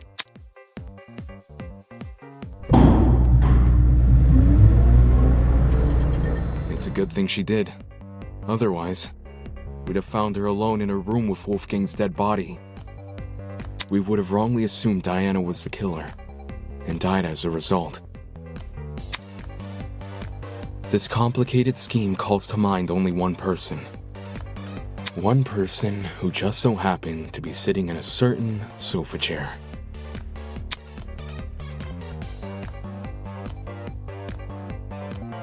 That person is you, Ava Sunaka. It's over, Ava. We know the truth. It's not fair. This isn't fair. This isn't fair.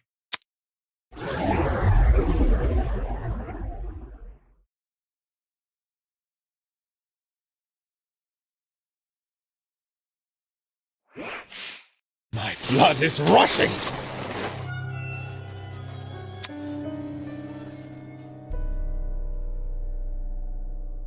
Well done.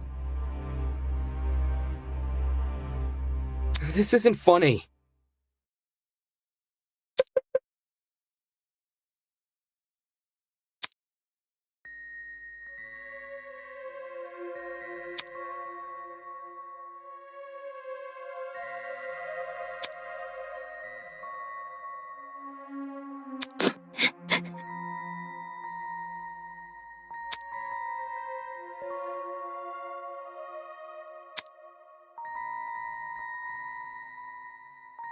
Such a spoil sport.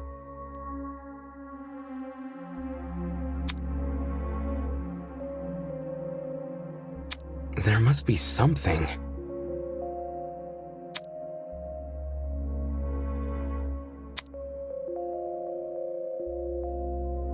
Come on.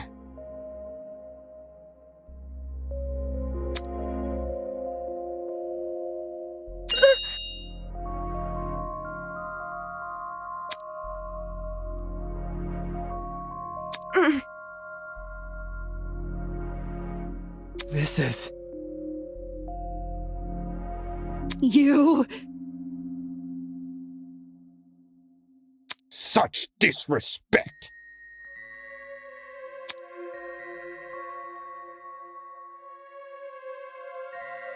Rubbish.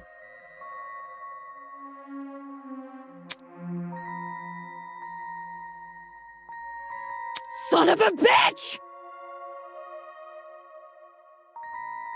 Holy!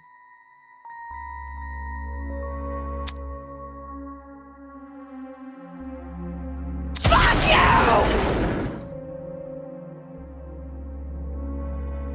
Shit.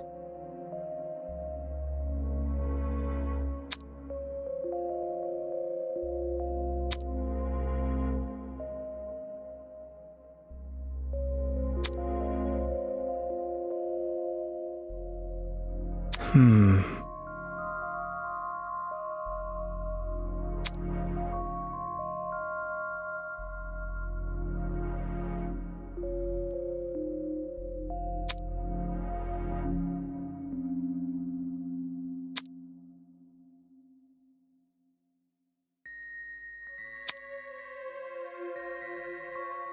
Stop lying!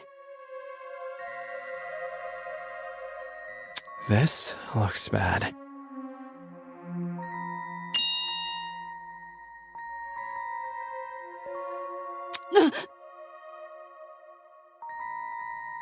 What's all this about?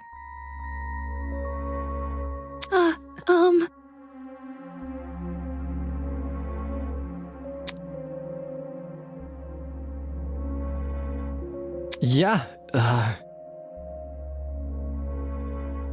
Slow down. I see, I see.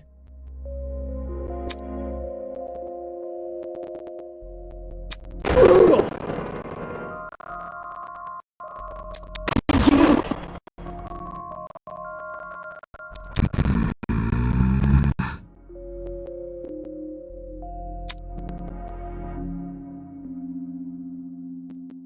What? That ain't it. Duh. Who? Me?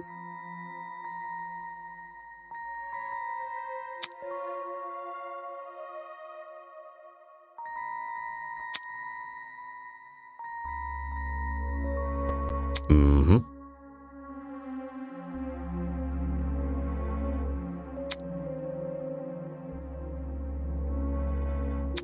Not okay! Pathetic.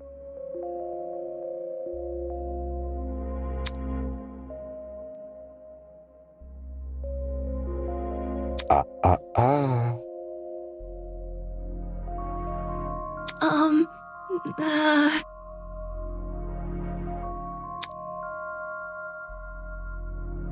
Mm-hmm.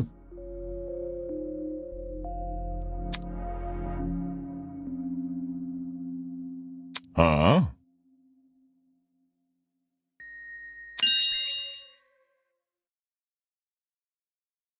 Impossible!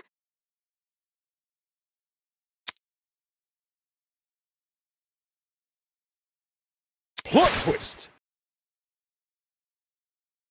Holy!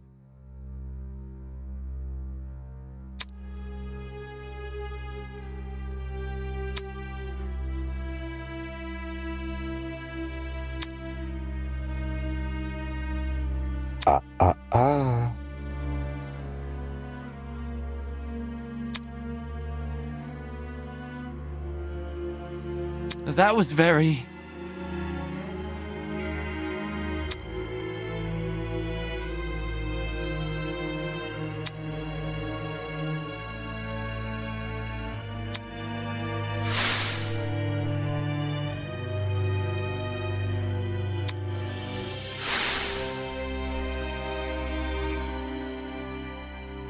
Well done.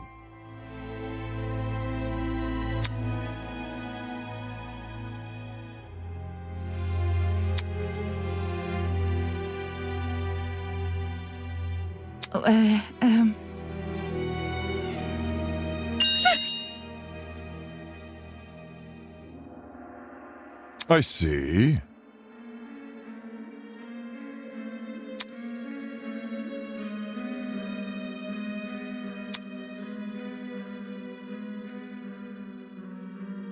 Well, I...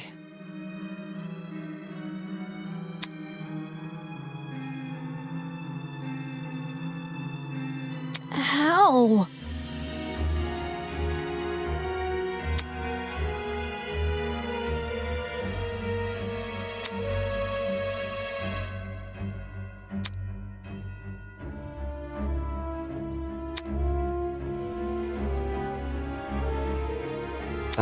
I...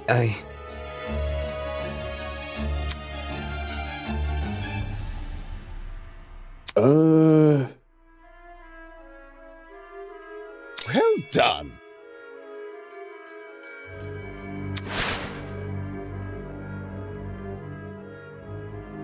For real? No.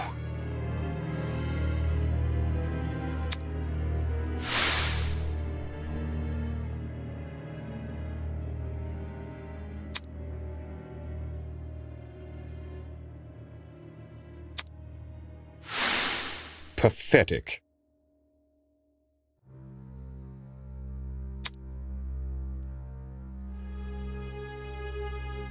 Plot twist!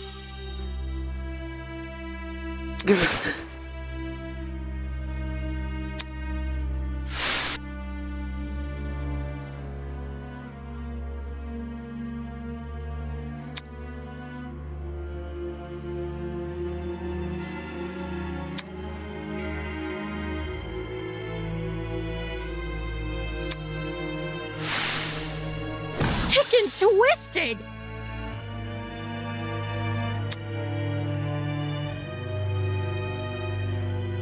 Why the long face? Shit. Anybody? Who? Me?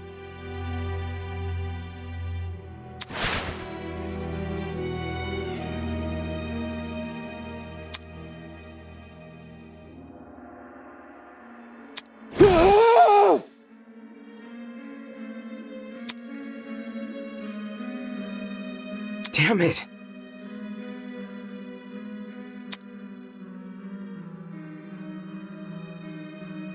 Oh, crud! But then...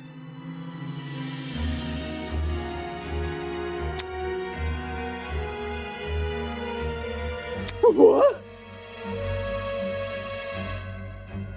Nonsense.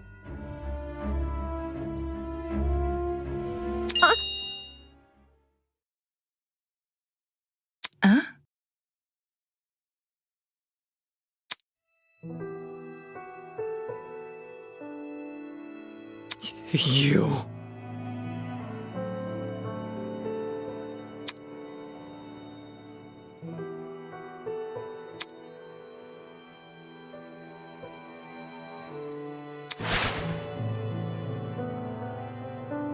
Hang on.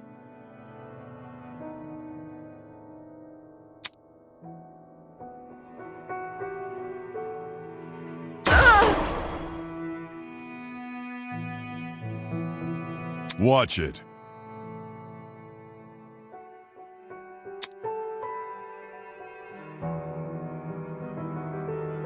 What a joke.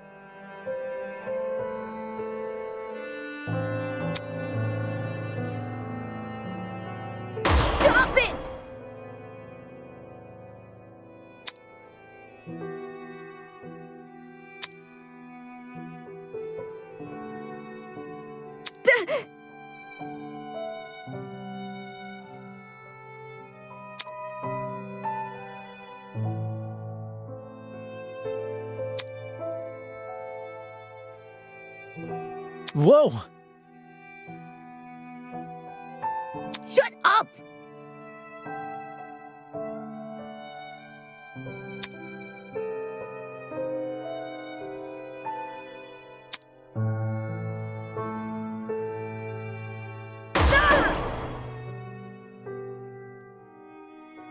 Bro? You really let me down.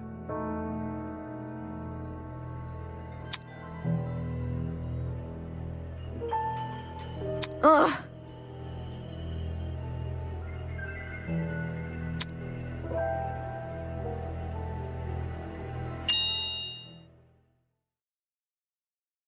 Huh?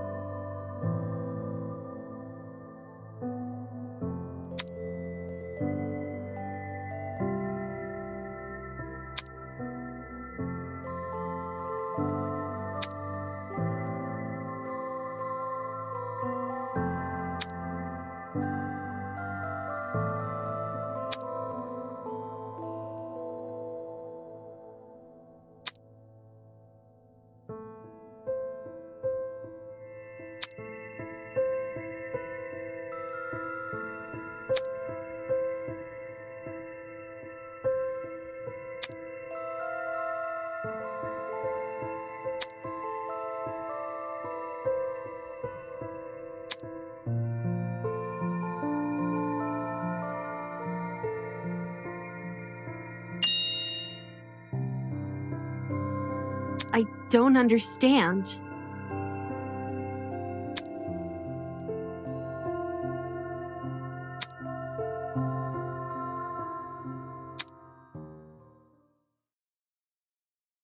Why?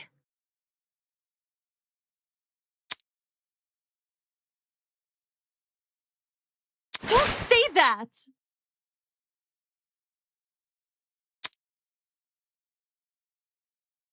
I don't want to.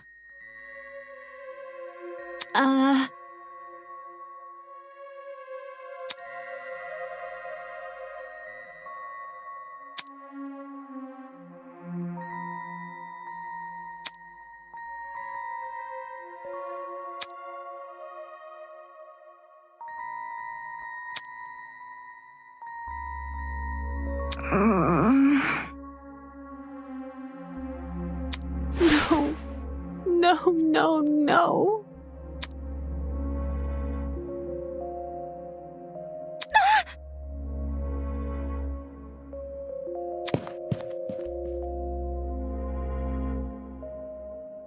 How can you believe that?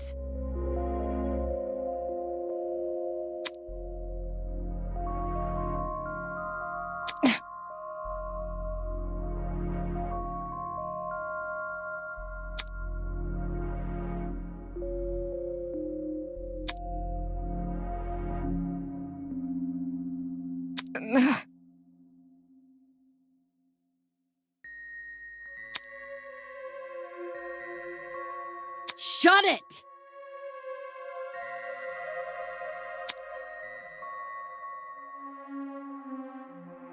Fuck you! Sheesh.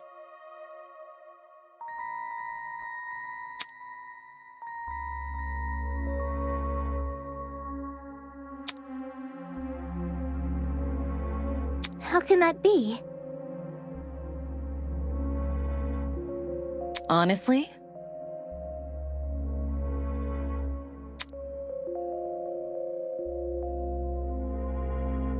Shocking. My thoughts exactly.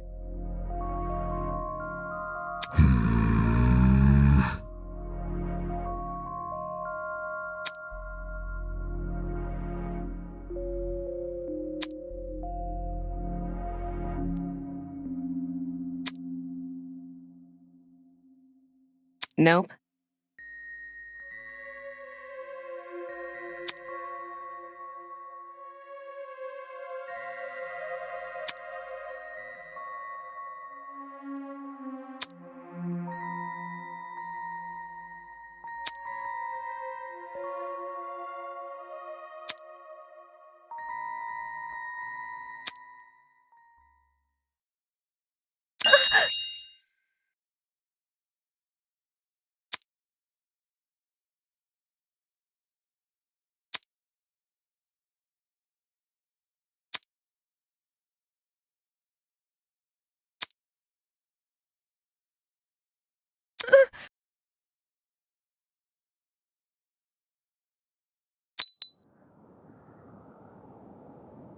What did you say?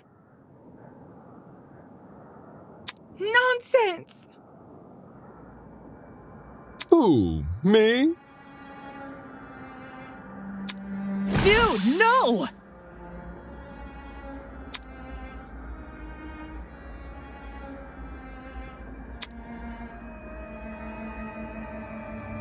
This isn't fair!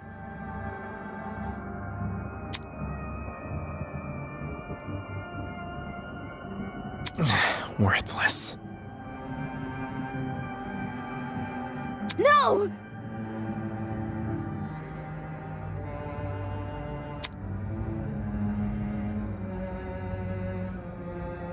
Stop it!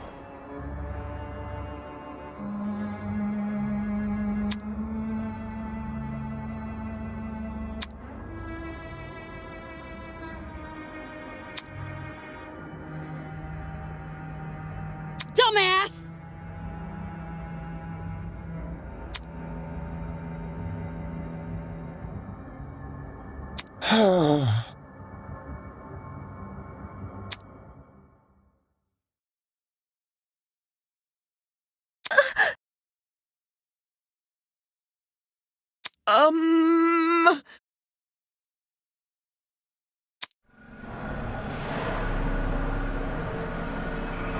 Holy!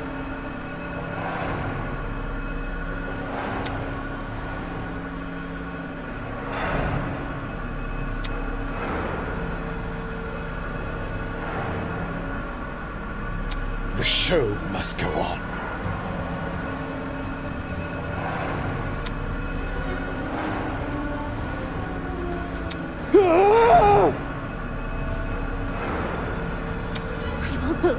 I won't believe. My blood is rushing.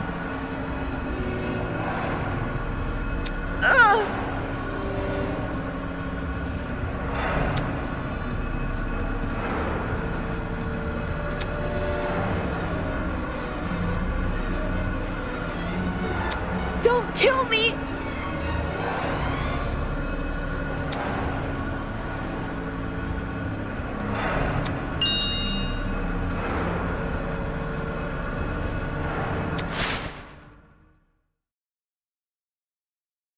I want to live. I deserve to live.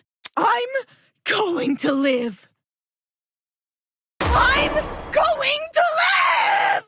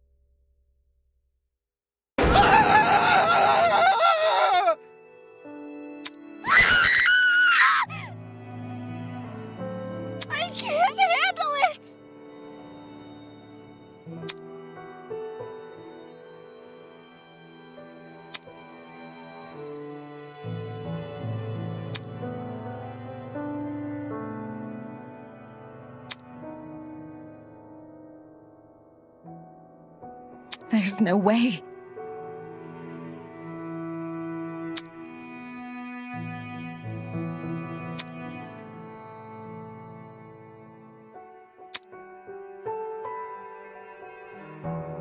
Isn't this lovely?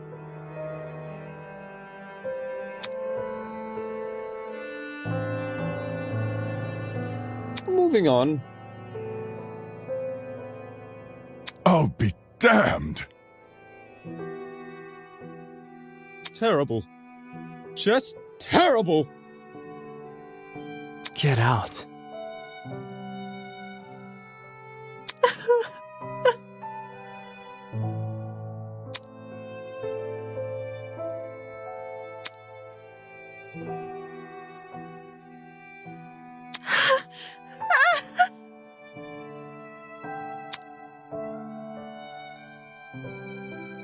I can't believe it.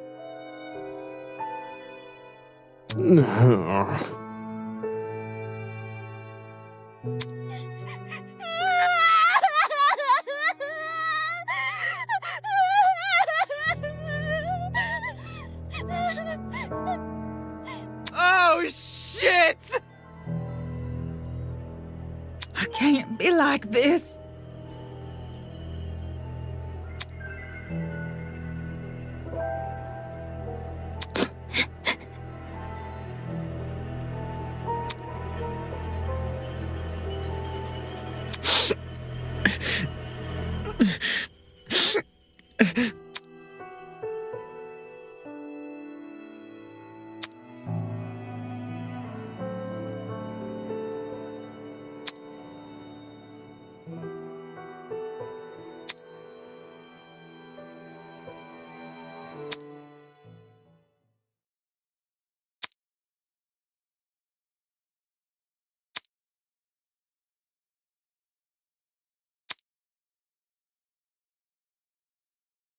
It's all my fault.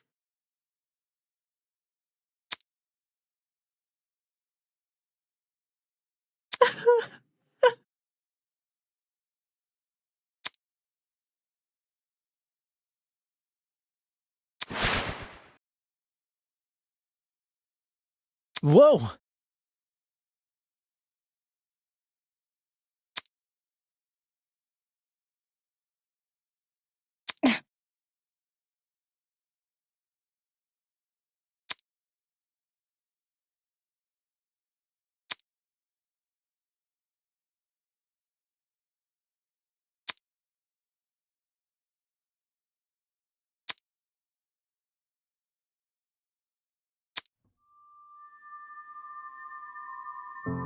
It is how it is.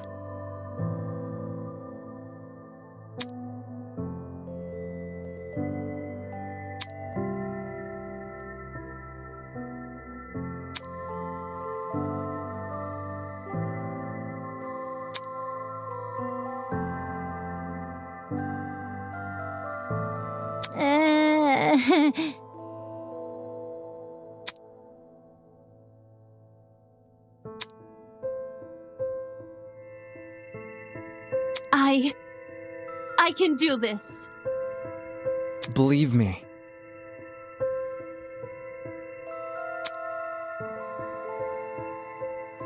Pardon me.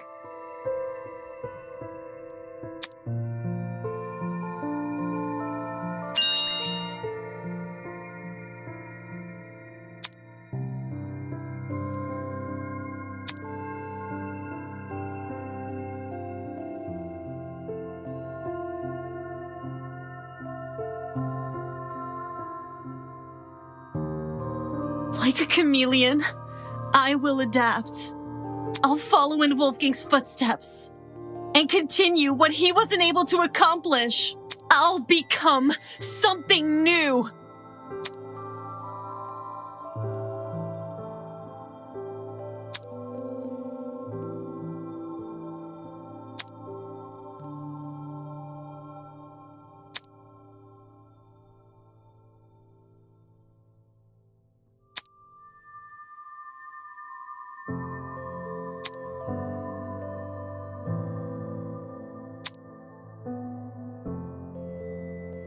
Hold on.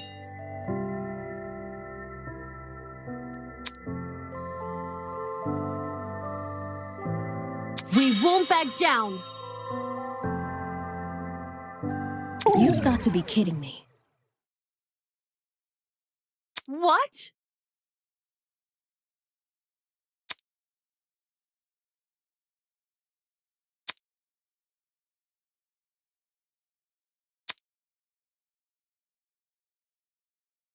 Can this get any worse?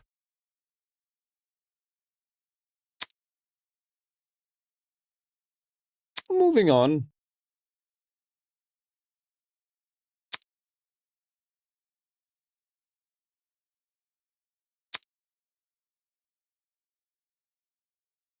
Mm-hmm. Get lost. Ingrates.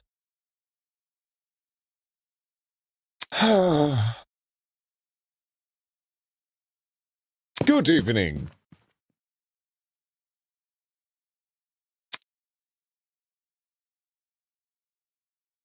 Isn't this lovely?